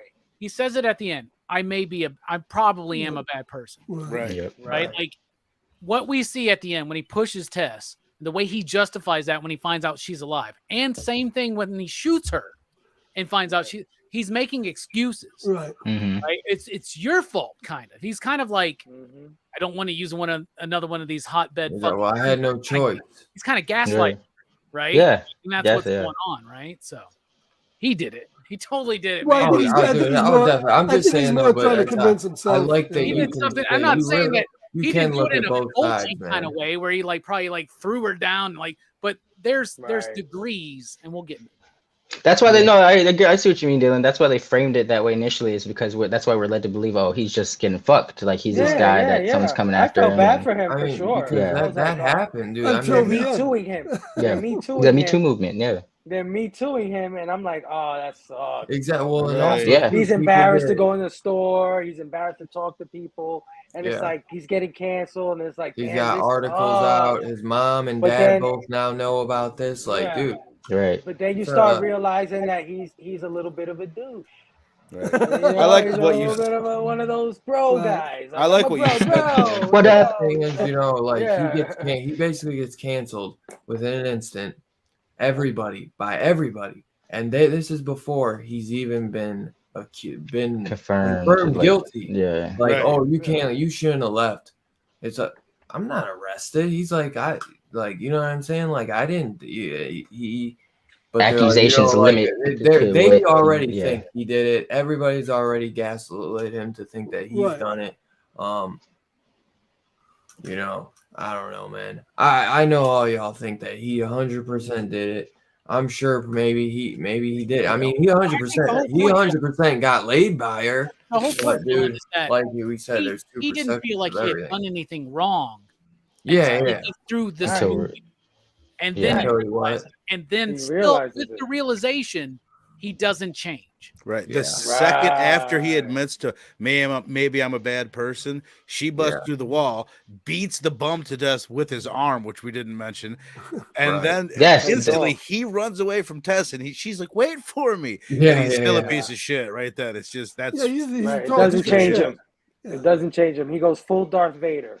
Right? But even like the word, like figure drawing, like he 100% raped that girl. That's how a Hollywood guy like him is. Right. But the movie does a good job of making you think that he could be one of these guys that got improperly, fingered for doing stuff he didn't do. He could be. Right. in this particular case, he wasn't, but he could have been, and they did a good job. That's why they say, the word rape, which is why he's such a great actor. He pulled this off beautifully. That whole walking the line of all of that, he did it perfectly while being kind of like cliche, you know, with the yos and the pros and yo man, right? You know the way he's what acting, up, maggot? right? But it's like I found the substitute. There you go. It was so good. He's a great actor, bro. What I was gonna say to Figure Drawing's point, like the word rape, the definition of that word has changed in our lifetime and his lifetime. You know what I mean? I think back in the day they would have been like, well, that's not rape, but that type of act, like date rape or like just kind of pressuring a girl, that's kind of become what the definition of rape is when it wasn't back in the day.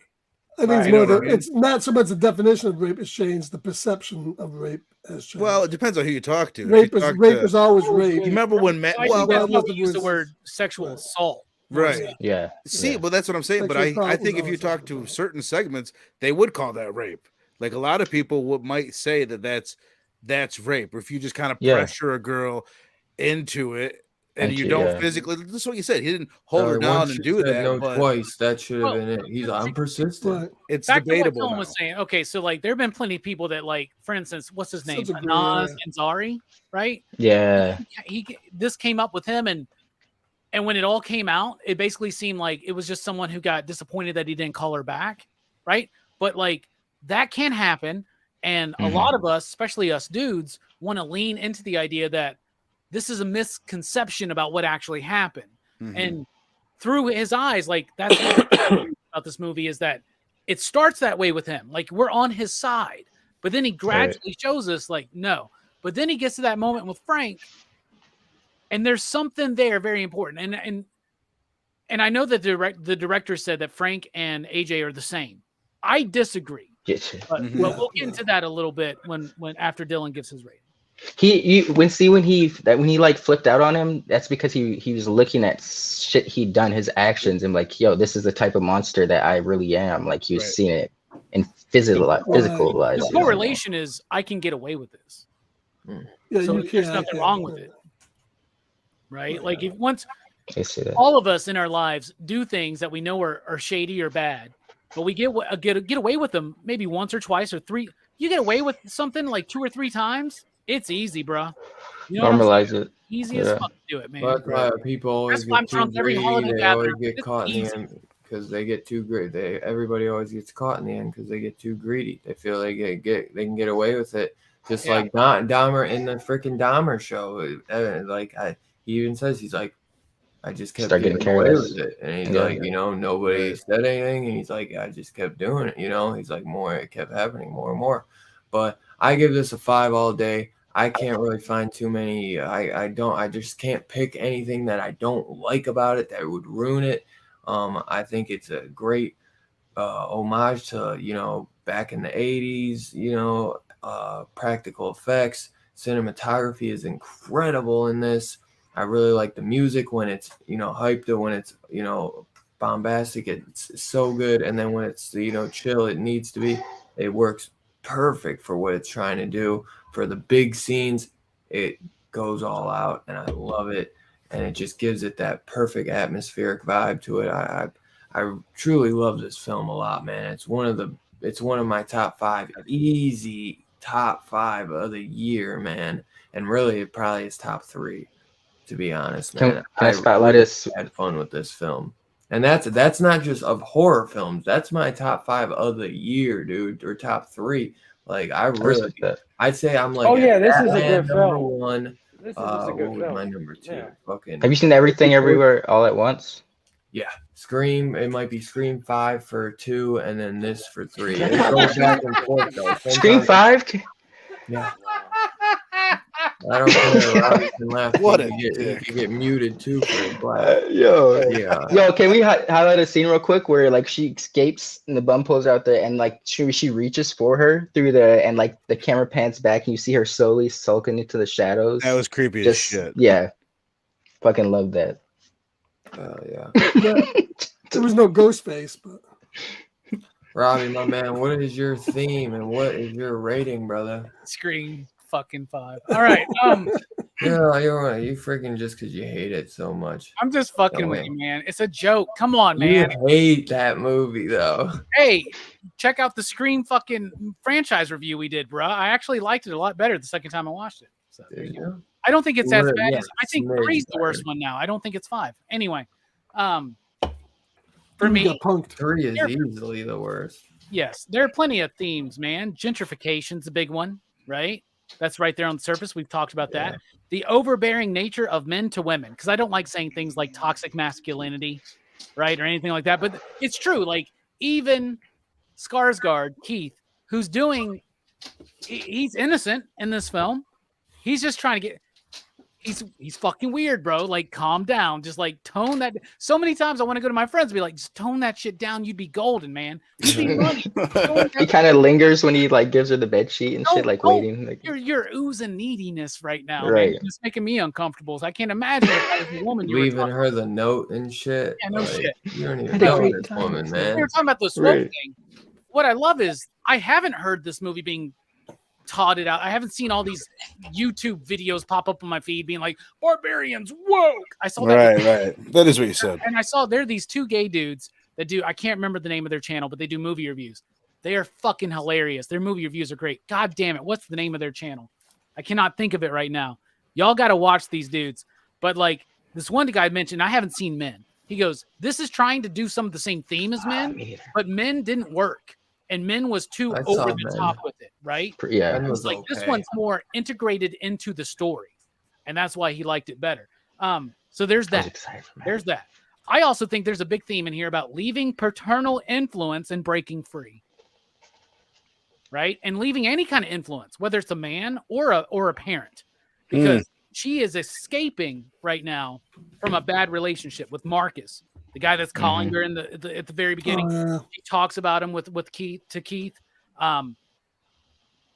And we can be coddled and feel secure in these paternal or these extra paternal relationships, right? We got to break free from that. So you can also look at it as a movie about someone having to break free from the cradle, if that makes sense, right? That's good shit. Justin's Long character even has a subtle thing with his mom and his dad. Exactly. He's on the phone with his mom, and then she mentions his dad. He's like, "What did he say?" That I love that line, because in that one line, you got this whole history with his dad and him that you can infer. Yeah, because he even says, he's like, did he actually say that? And she's like, well, you know how your father is, and you know it automatically. So the parent stuff is there too, right? So all of that I picked up, but what it really spoke to me personally was degrees of fear. Okay, Tess shows up. She's freaked out to be in this Airbnb with this dude that she doesn't know. That's one level of fear. Then there's actually a crazy fucking person underneath. Like, and he's not like, so it keeps unwrapping these levels like an onion, right? All these layers of fear. Justin Long. The worst thing that could happen to me is my career be ended because I've been accused of sexual assault. Well, it could get worse, bruh. Trust me. And it does. Like, this movie is about the degrees of fear. It's easy for a woman to be scared of a man who's just being creepy, awkward, and neurotic, trying to get laid, or trying to make a connection. Not even trying to get, just trying to make a connection, right? It can be awkward in this day and age. Yep. Even everything that happens in this movie is varying the degrees. What is the difference between Justin Long and Frank? Well, the director would say there's no difference. Frank and Justin Long are mirror images of each other, and that's why he shoots himself. He shoots himself because he sees the cops, right? But Justin Long is disgusted by what he sees on the film. And here's the thing, is that Justin Long realizes in that moment, I am not like you. You're sick. You're a monster. But he also realizes on at least a subconscious level that he's on that same path. He's not there yet. He may never get there, right? Well, we know he doesn't. But you know what I'm saying? Like, if you would have, like, you may never get a darkness. It's a sliding fucking scale. Once you start giving into it, like I said, you get away with something a few times, it gets easier. Well, then you start pushing boundaries. We've all seen that, probably. And I'm not going to speak to anybody here, or even for myself, but even with your love of pornography, maybe it starts simple, And then you realize you're going down these weird rabbit holes of very specific kinks and fetishes. Let me told you to keep that to yourself, Robbie. That was hey, I'm not you, talking about anybody here, but like all of a sudden you're looking at fucking weird feet, fucking shit videos. Like it's weird. You're going to delete his browser history. In our lifetimes, look how that has gone. So like there are sliding degrees, right? Like for instance, let's take alcohol. Starts you have a couple beers a night. Whoa, you party, right? Remember when you're like in high school and you have like 3 wine coolers? You're like, I'm fucking lit, bro, right? And then all of a sudden we're drinking fucking handles of goddamn Tanqueray and Jack Daniels and shit. You know what I'm saying? Like, it's about the sliding scale, no matter what it is. It's all the same coin. You mentioned somebody earlier that Tess and AJ were the two sides of the same coin. They are, and that's what I love about this movie is that we're all on that path. How are we going to do the right thing like Tess does, even to the detriment of ourselves? Or are we going to do the selfish thing that will 100% lead to the detriment of ourselves? So I think it's about gentrification, the overbearing nature of men to women, leaving paternal influence or any external influence and breaking free from that. But I think it's about the degrees of fear, how like, it's scary to be in a house alone with someone you don't know, but it's even scarier to be in a fucking snuff film fucking tunnel with a fucking crazy woman. It's scary to be accused of sexual misconduct. It's even scarier to be force breastfed to this fucking hideous creature. It's even scarier that this dude and the true barbarian, the original person who lived on Barbary Street, that's Frank. He's the barbarian in this movie. And so is the mother, but that's a different thing. She's more of a tragic figure to me because she knows no other thing but what she was taught by this video. She's Frankenstein. That was a touching moment at the end where she was like, you know, touching her stomach. Like she just wanted to take care of people, you know, like it just had a different other film would be so on the nose with all of these themes. It would have been obnoxious. It would have been boring. This movie is entertainment first. It maintains a sense of fun. It maintains a sense of importance, and it has its social commentary. I've been waiting for something to overtake X as my favorite film of the year. I gave X a 4.69. I'm going to give this one 5, you digs, motherfucker. I had to think about it, man. Like, I love it. It subverted all of my expectations. It took me into places I did not know where we were going. I love the social commentary. I love how that's layered into the film with so much more. There's so many other layers to this film.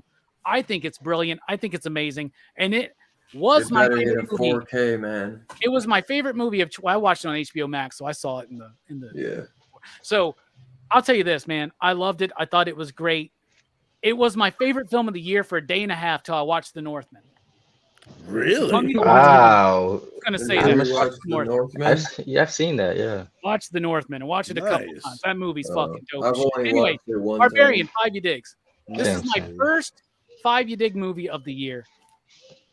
Barbarian's 5 as well. So, I mean, Northman. Anyway, 5 You Digs. I love this movie. I thought it was dope. First 5 You Dig at the end of the year, man. But maybe we'll get a couple more in there. So that's an average score of what? We get a 5 from me, a 5 from Robbie, 5 from Scarpad. No, 4.5. 4.5. What the fuck? 5 from Bruno. It's a good score. 5 from Steph and a 4.69. At least freaking Fable did a 4.69. Jeez. I brought it down a little bit for this. Well, remember, Scarpad started hating the film the first time. I he did. Well, I mean, also, so it's like still, that's a very said, good come up. It's a good story. From, hating it to a 4.5. I didn't know. I think about. I didn't hate it. I had a lot more problems with what I had later on. I never hated it. Oh, okay. Well, yeah. So that's an average score of. And let me tell you something. I think if I did see this, 969. Yeah. I think my opinion would have been different if I did see it a 4 as well. Right, Scarpad. Strange things are afoot. That's what I was saying, dude. On Barbary Street. I feel bad for anyone in the chat that will want to watch this movie and hasn't seen it and got it spoiled tonight, because this is a movie I knew jack shit about it. I didn't know about that's the the way I knew nothing. man. Also, the theater, like you said, Scarpet, it would be a great theater movie. It's a great theater film, man. It's so fun. 4.69 as well from Gary North. Need to start keep scouring the comedians out there, the comic writers. Yeah, seems to be where a lot of the most entertaining horror is. You know, we talked about how the importance of comedy with horror. Well, it nails it here, man. Mm-hmm. And this movie's not even funny until 40 minutes in. Exactly. Yeah. It's Justin Long's character who brings the comedy in. Right. But it's such a. That's why I had to pause the movie because I had to go pee. But I just laughed out loud because I was like, "This is fucking great!" Like they have given me this intense fucking moment, and I'm like, "What the fuck is happening?" And then all of a sudden, you just cut. This dude's like Ricky Tikki Tavi on the money. Man, like it's just like fucking ridiculous. That scene, like where he goes, that was a great highest high. You watch this dude's life fall apart in the course of like 3 minutes and shit. Yeah, like he's so on top of the world before he gets that phone call. Yeah. So that wraps up our review for 2022's Barbarian. Great review, guys, as always. Next week we will be doing a double feature, a creature feature, double feature, Kingdom of the Spiders, which was recommended by our buddy Scarpad. Hey-o. William Shatner is in it, so I'm sure you guys can't do better than the Shatner in the 70s movie. This is going to be difficult for me, man. And if you take it in the spirit it was meant to be seen, think Roger Corman, you will really like it. That's from the 70s, I believe, and Eight-Legged Freaks is a little bit from the early 2000s. So I figured, that would 2002 be a fun little spider creature feature, double feature, baby. So I would replace Kingdom of the Spiders with Arachnophobia, but Arachnophobia. No, I was Jeff Daniels, baby. I was gonna. I believe I asked Scarpad. I said what would go better because he had seen Kingdom of the Spiders. I said what would go better, and he said because I said Arachnophobia. Well, actually, if I was really gonna say, I would say the giant spider invasion. I would do that double bill, but since you want something new, I said that. Well, yeah, yeah. Oh my God! I am for next week. You guys got show and tell. Oh, yes, we do. Yes, but before we get to that, no PCP movie night this week. However, when we return on the 14th, guess what we're going to be talking about? Bro, Godfather. Yes, one of the goddamn masterpieces. I'm going to go grab my show and tell. I got to look at where the Godfather's playing, where it's streaming. Oh, I was gonna say that. I'm gonna get my show and tell real quick. If you guys need to, give me a second. As you say, you might as well. I'm sure Scarpack can keep us entertained for the next 30 minutes with whatever shit you have to your left. Well, yes. Well, I got a thing in from Diabolic DVD. I think I lost it. I ordered it like 8 months ago, so I did get kind of a big thing in. But first, we'll go the toy route. I got my NECA accessory pack for the Mummy figure. Nice. That finally came in. I'm waiting on the one for the Frankenstein and the Dracula. Comes with the old sarcophagus and a few other things.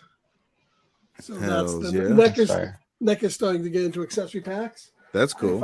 I also got in my RoboCop from NECA. Nice. That's fire. Yeah.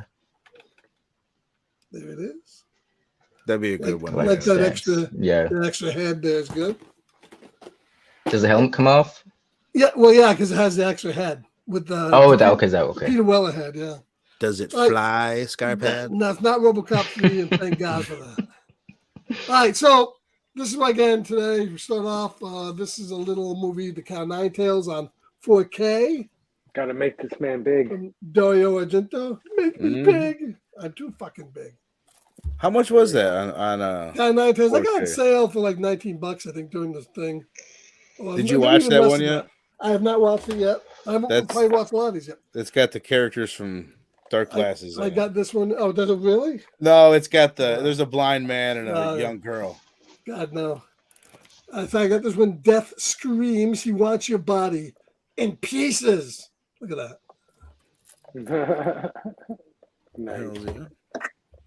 Death screams. Beyond the door. What is it? Looks like I thought Linda Blair was in this, but that's not Linda Blair. That looks exactly. looks like fucking Linda Blair. So Beyond the Door. I got that. Some of this were really cheap. This one, Girls Night Out, which I guess is an '80s film. It has fucking Hal Holbrook in it, who played fucking Mark Twain, and now he's the teddy bear. I don't know. I haven't seen that one yet.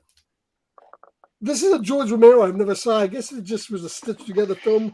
Season of the Witch. It's on Shudder right now. I think it is on Shudder right now. Don't expect much. I probably won't. Phantom of the Mall, Eric's Revenge. Bruh. From Arrow.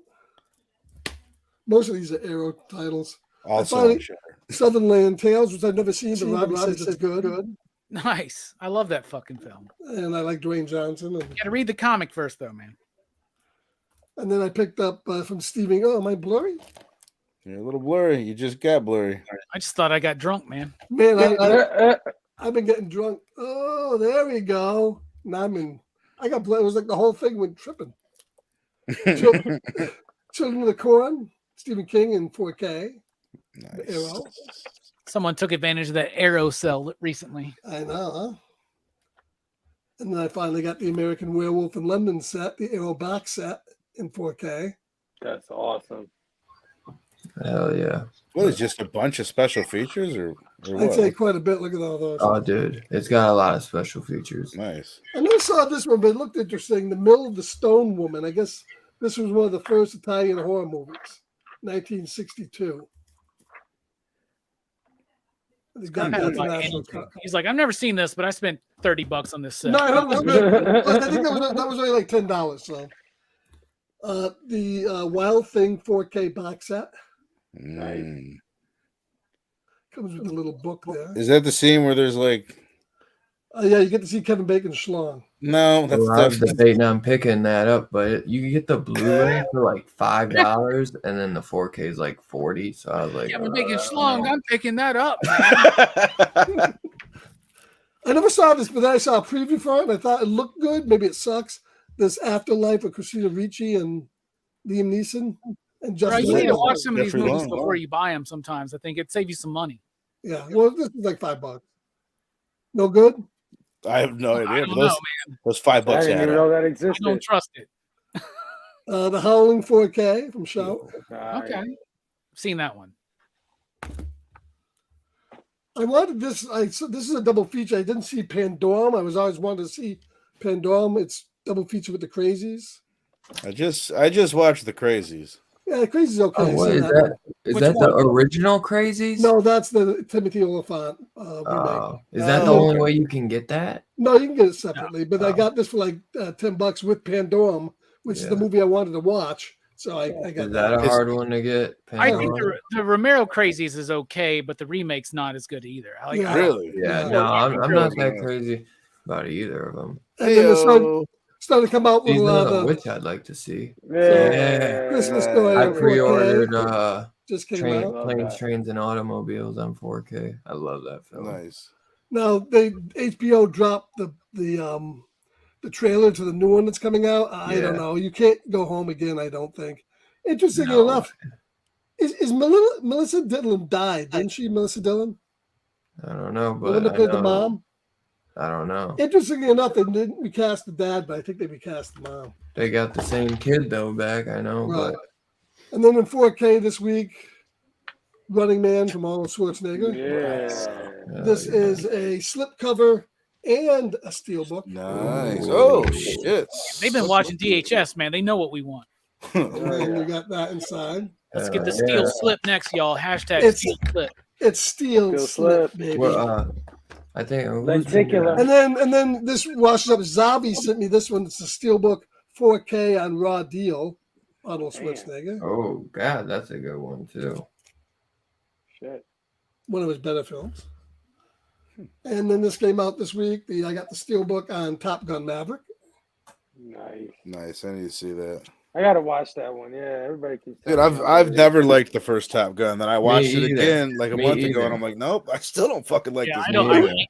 I like the sequel though better. I hear that. I hear that. The sequel stole the ending to Star Wars. That's how he pronounced it. Bro, Well, over half the Star blow Wars up the movies Death Star? Fucking spoil people, dude. And then Starship Troopers 4K. Yeah, That's a boy. cool cover.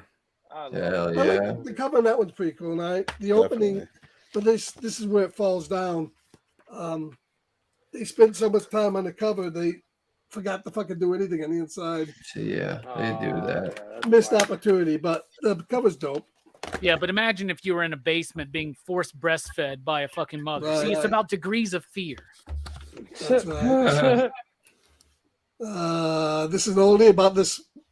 Okay, I didn't buy it for my mom. I also watched the movie, but Holiday Inn with Bing Crosby and Fred Astaire. Now, this one does come with the warning on the beginning of it for that. scene. Does it? Why? Oh, yeah. Well, because it's pretty Racist. pretty racist. Oh, Leon the Professional in 4K. nice. I didn't know that has a 4K. Yeah, and that is that Dude, now. they still won't let me do. Well, that. show one more I want to show one more Blu-ray. This is the Blu-ray of.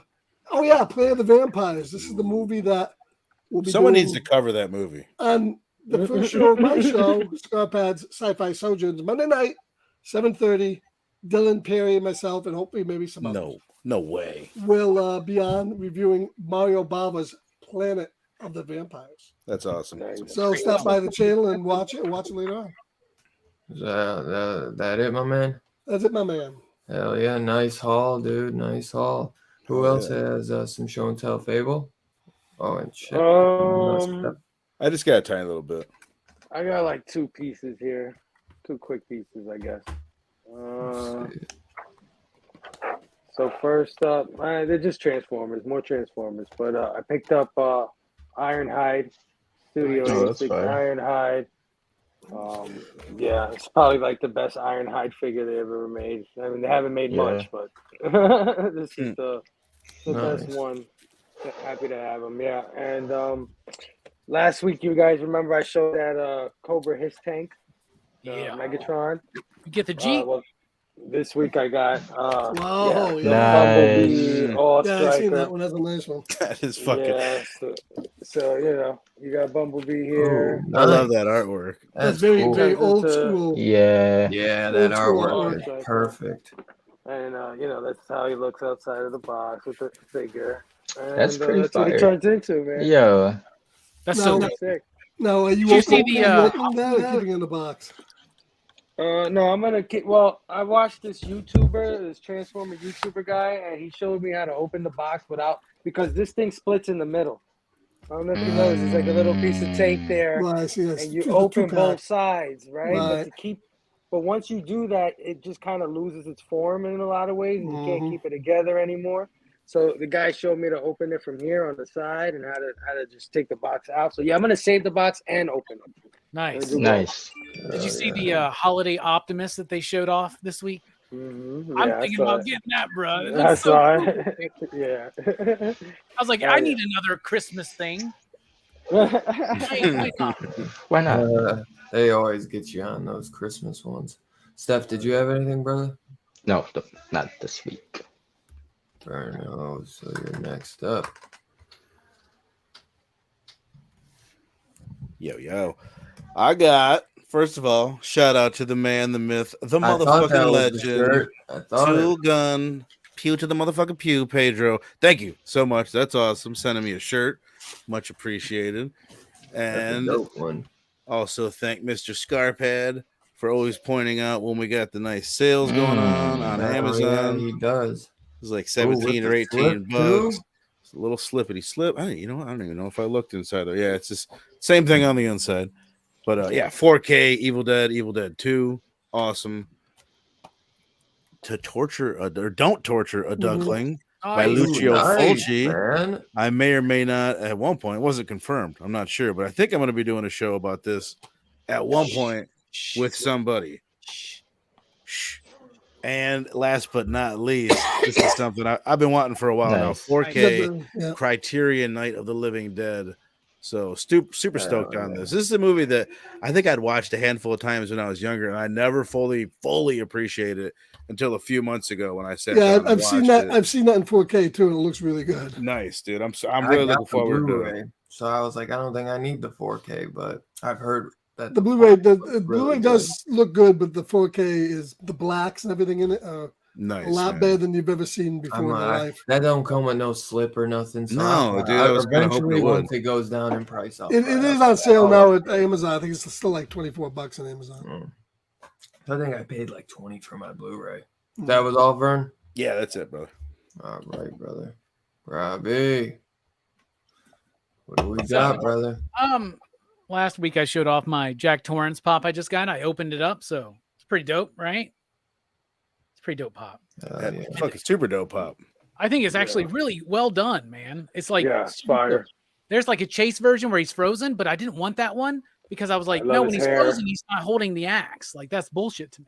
I had such a pop problem. I try to just look away when people show off their pops. Like, yeah, that's cool, man. I can't look at it. I thought you just said you had a pop problem. So occasionally I get on YouTube and or on Amazon and I type in horror Blu-rays under $10, and this popped up and it was like $7. So why the fuck not? I finally got my Halloween Kills. Yeah, that's how much I paid for that. That's cool. And you still came with the slip. It's worth that. It's worth that. An embossed slip. Yeah, you gotta get. I got the 4K for $11. So. You got the 4K for 11? Yeah, they paid like 25. You can't give that movie away.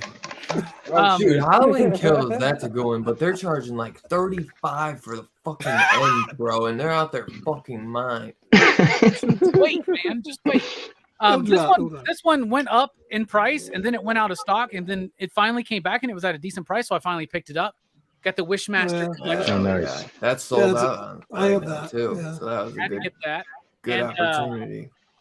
Got this one from Europe since I have the region-free Blu-ray player. I'm not on the 4K shit like you guys are, but I did finally get my Dawn of the Dead nice box set because the only way I had I do have the Blu-ray of Dawn of the Dead, which has the theatrical Romero cut, and that got expensive for a while, but I had that Blu-ray or the DVD set so I could get the Argento cut. But now to see that on Blu-ray, that's going to be cool.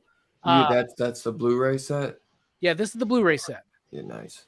That's what, Vern, you need to get the 4K set of that. That's what I did, brother. I got it.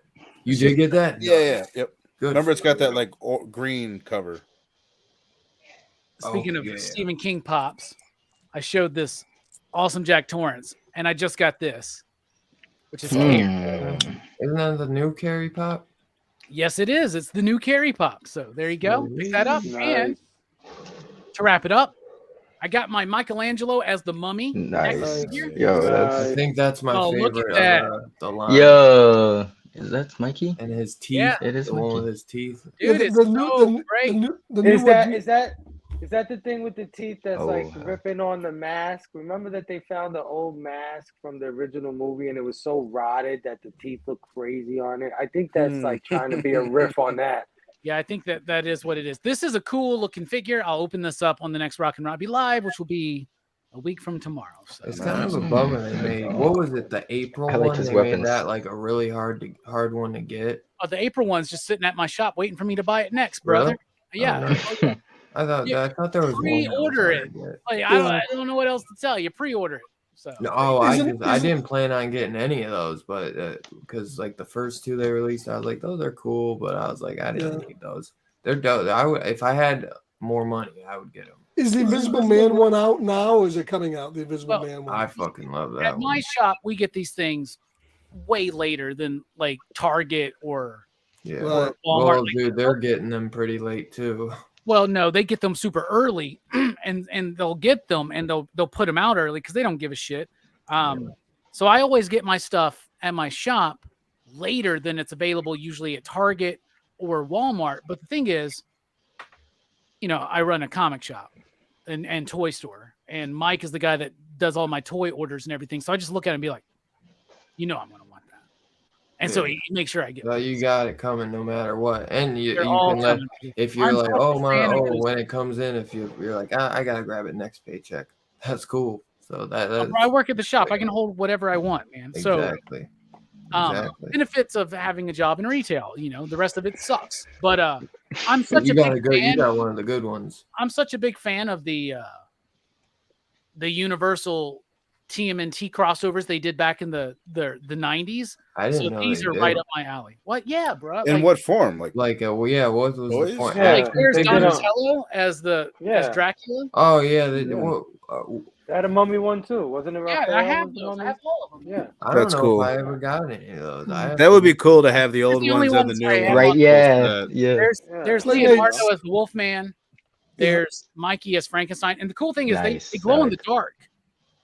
Like all Oh, of the wow. light bits glow in the dark. And I Those got are great. I got the mummy one. Actually, you can see the mummy. Raphael's the mummy right there. yeah. Hey, Robbie, do you have the Star Trek Nice. ones? I have one of the Star Trek ones. The I have. Playmates, I those think are I have cool. Raphael as McCoy. Yeah. Oh, that's those are cool. dope. Yeah. Didn't they do one where he's like Geordi from like Star Trek The Next Generation? I think so. Yeah, No, they did the old crew.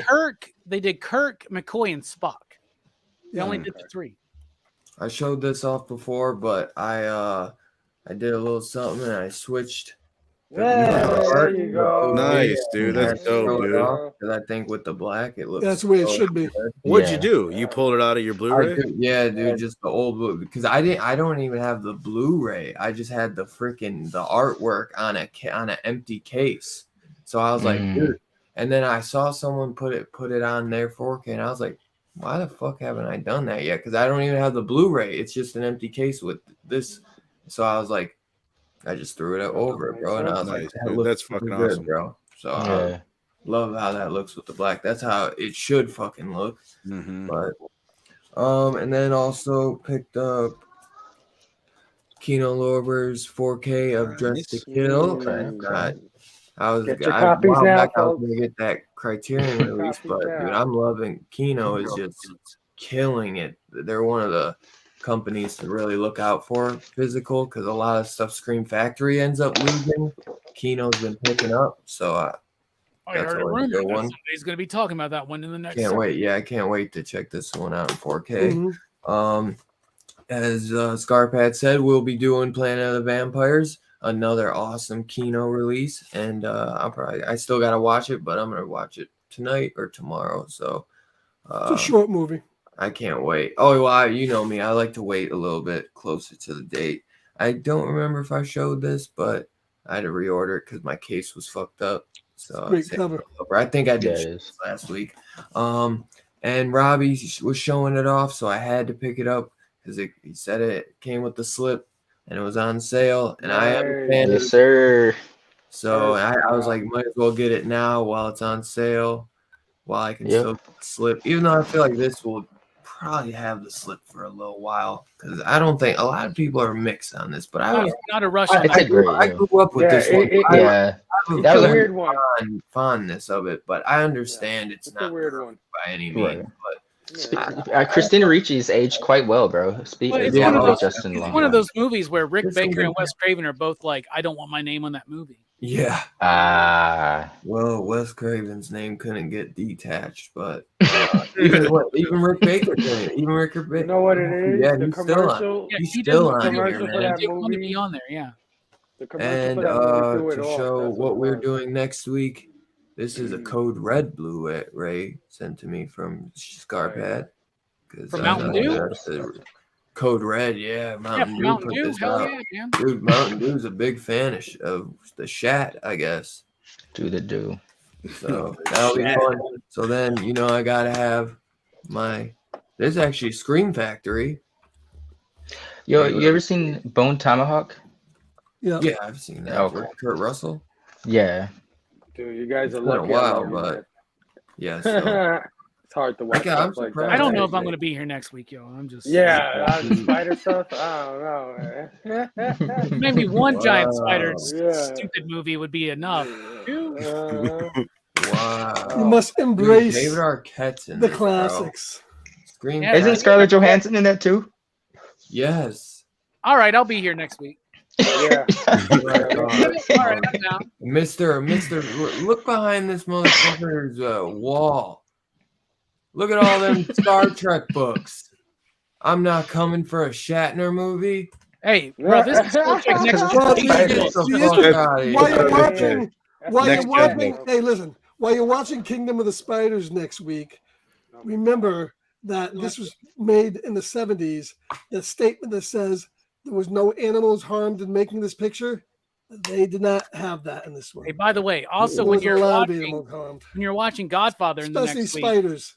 when you're watching Godfather in the next week, remember this movie was made in the 70s, and no mafia men were harmed in making this movie. Wait, what year I is? believe that there was a show on Amazon talking about how the guy was getting like with Miles Teller, and he was getting like freaking tracked down by the mob for trying to make that movie. I haven't seen the show though. Really? Oh, that's what the trailer insinuated. Anyway, I'm really excited to watch those 2 shitty spider movies and then watch The Godfather. I think it's going to really elevate that. I think so too. Well, I've never seen either of those films. Hey, so I'm excited to check you could thank Scarpad for this one, and then you could thank me for this one.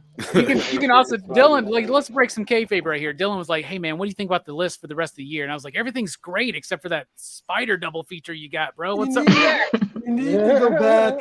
You need to go back a few years. It's nice to stay in the here and now, but you gotta respect the 50s. Right. The Well, 60s, that's and why I the did. This is an older film, and then the week after we got.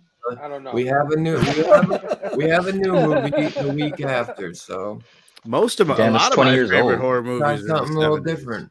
Actually, you know what you could have done, Dylan? You could have made the second one Tarantula, the Universal monster movie Tarantula. I would have went too. It's too late, Scarpad. I'm just glad we get to talk about 2 movies.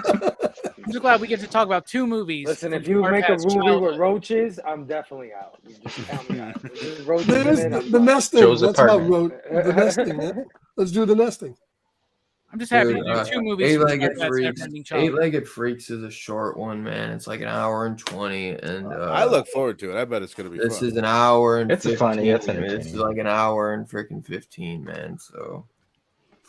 I'm just cautioning, Dylan. Don't take it to heart, man. Don't be hurt. And this movie, King of the Spiders, has a lot to in relation to the ninth configuration.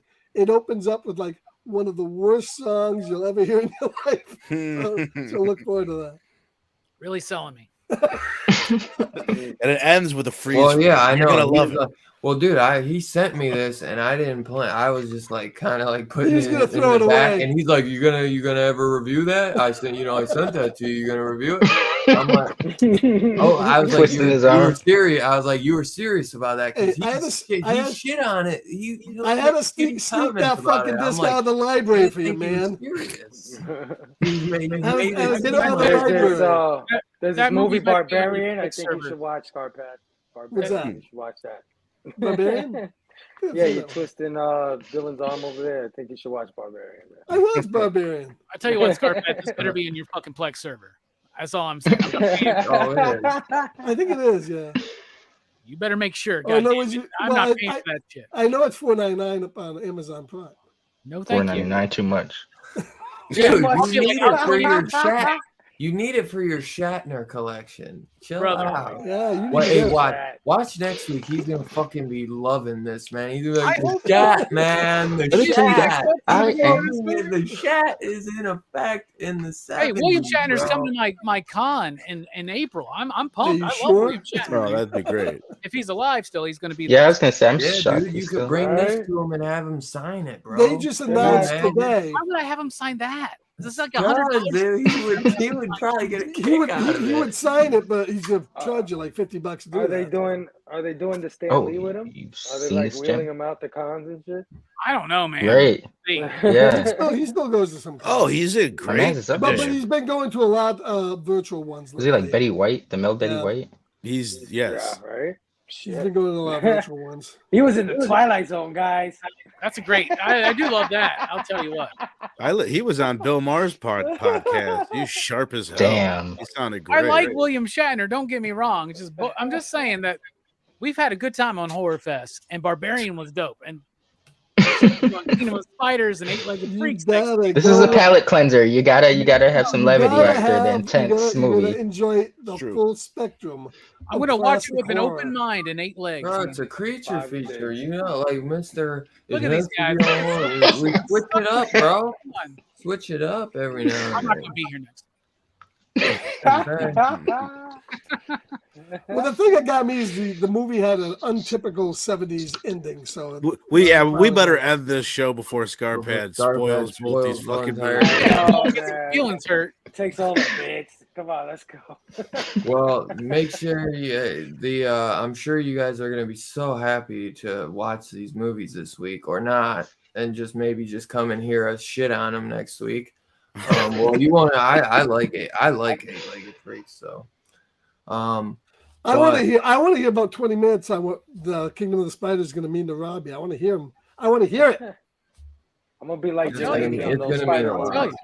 It's gonna mean a lot. I'm gonna be like, this movie. It's gonna bring him right back to his childhood. I don't like spiders. I would never be in that situation. Yeah, I don't like spiders.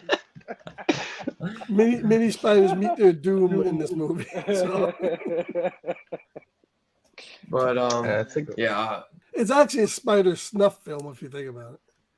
Anything y'all got going on you guys want to talk about this week? We as always, we got the double feature next Saturday, Kingdom of the Spiders and Eight-Legged Freaks. Monday, Robbie, what do you got going? I got nothing this upcoming Monday. We're taking the week off, but the following Monday we're doing The Godfather. Okay, the following Monday you're doing The Godfather. Yeah, on the 14th, and then on the 21st we're doing Godfather 2, and on the 28th we're doing Godfather 3. So that's really cool. But tomorrow, movies. Tomorrow on Pop Culture Philosophers, 1 p.m. Central Standard Time, because everybody, don't forget, fall back your clocks tonight. Oh, yeah. I wanted to remind everyone that. Yeah. 1 p.m. Central Standard Time tomorrow. We got John Lees and Jill Mulvey on Pop Culture Philosophers to talk about their new book, Last Ride of Pillar and Pride. So, and if you haven't checked out our conversation with Alex Packnadell about his new book, All Against All, definitely check that out. It's already live. It's already up there. All Against All, pre-order that right now. That's one of the best books of 2022. Trust me. What if it was Aliens versus Predator? But the aliens were the good guys, maybe. And the Predator is a human, and he's the bad guy. It's a really cool book. I've read the first issue. Casper Wingard on the artwork. Y'all, go check out All Against All. Oh, yeah. Nice, dude. And as you know, this Monday night, at what time, Scarpad? 7:30 Eastern Standard Time on my channel. Yes, sir. We'll be reviewing Planet of the Vampires, directed by Mario Bava. And if you're bored, Robbie, you can stop by, watch the movie. He's probably seen it already. I get my EXP show during that time. You've seen that movie before. I love Planet of the Vampires. You told me about that. I watched that in the 90s, recorded off on VHS from AMC back in the day. Wow. Film your review, and I will air it Monday night. Send it to me. We'll put you in as a guest spot. We'll see what happens, man. Fable, you got anything going on you want to mention before we get out? Yeah, man, go catch the rewind of today's Blame Fable and his amazing friends. Me and Nick had Mark and Jasmine on from Geeks Unleashed. We talked about Henry Cavill leaving The Witcher and his whole deal with being the new Superman and how all of that correlates with each other. Had a good chat with them about that. Of course, this Thursday we got Fable's Got You Covered yet again, where we're covering New Comic Book Day for the following week. That's always a fun show. And then, man, next Saturday, we're going to have Brandon Dismay Comics and his podcasting partner, Tio, from Store Brand Comics as our guest next week. So check us out, man. 1 p.m. Eastern on IG Live. Hell yeah, brother. Hell yeah. Go sub them up. Steph, did you have anything you want to say? Or Vern? I know more. Nothing coming up this week. Nada. All right, but make sure you guys go check out Scarpad's channel so you don't miss this Monday show. Make sure you go check out Robbie's Pop Culture Philosophers if you have not already. Always got something dropping. Go check out One Collection down on Instagram so you check out my boy Fable. Make sure you guys watch Kingdom of the Spiders by the Shat with the Shat, and then Eight-Legged Freaks this week for your homework. Next Saturday, we'll see you 7:30 Eastern. We love y'all, man. Thanks for hanging with us. Y'all have a great rest of your weekend, man. Stay safe. Peace out. Stay safe.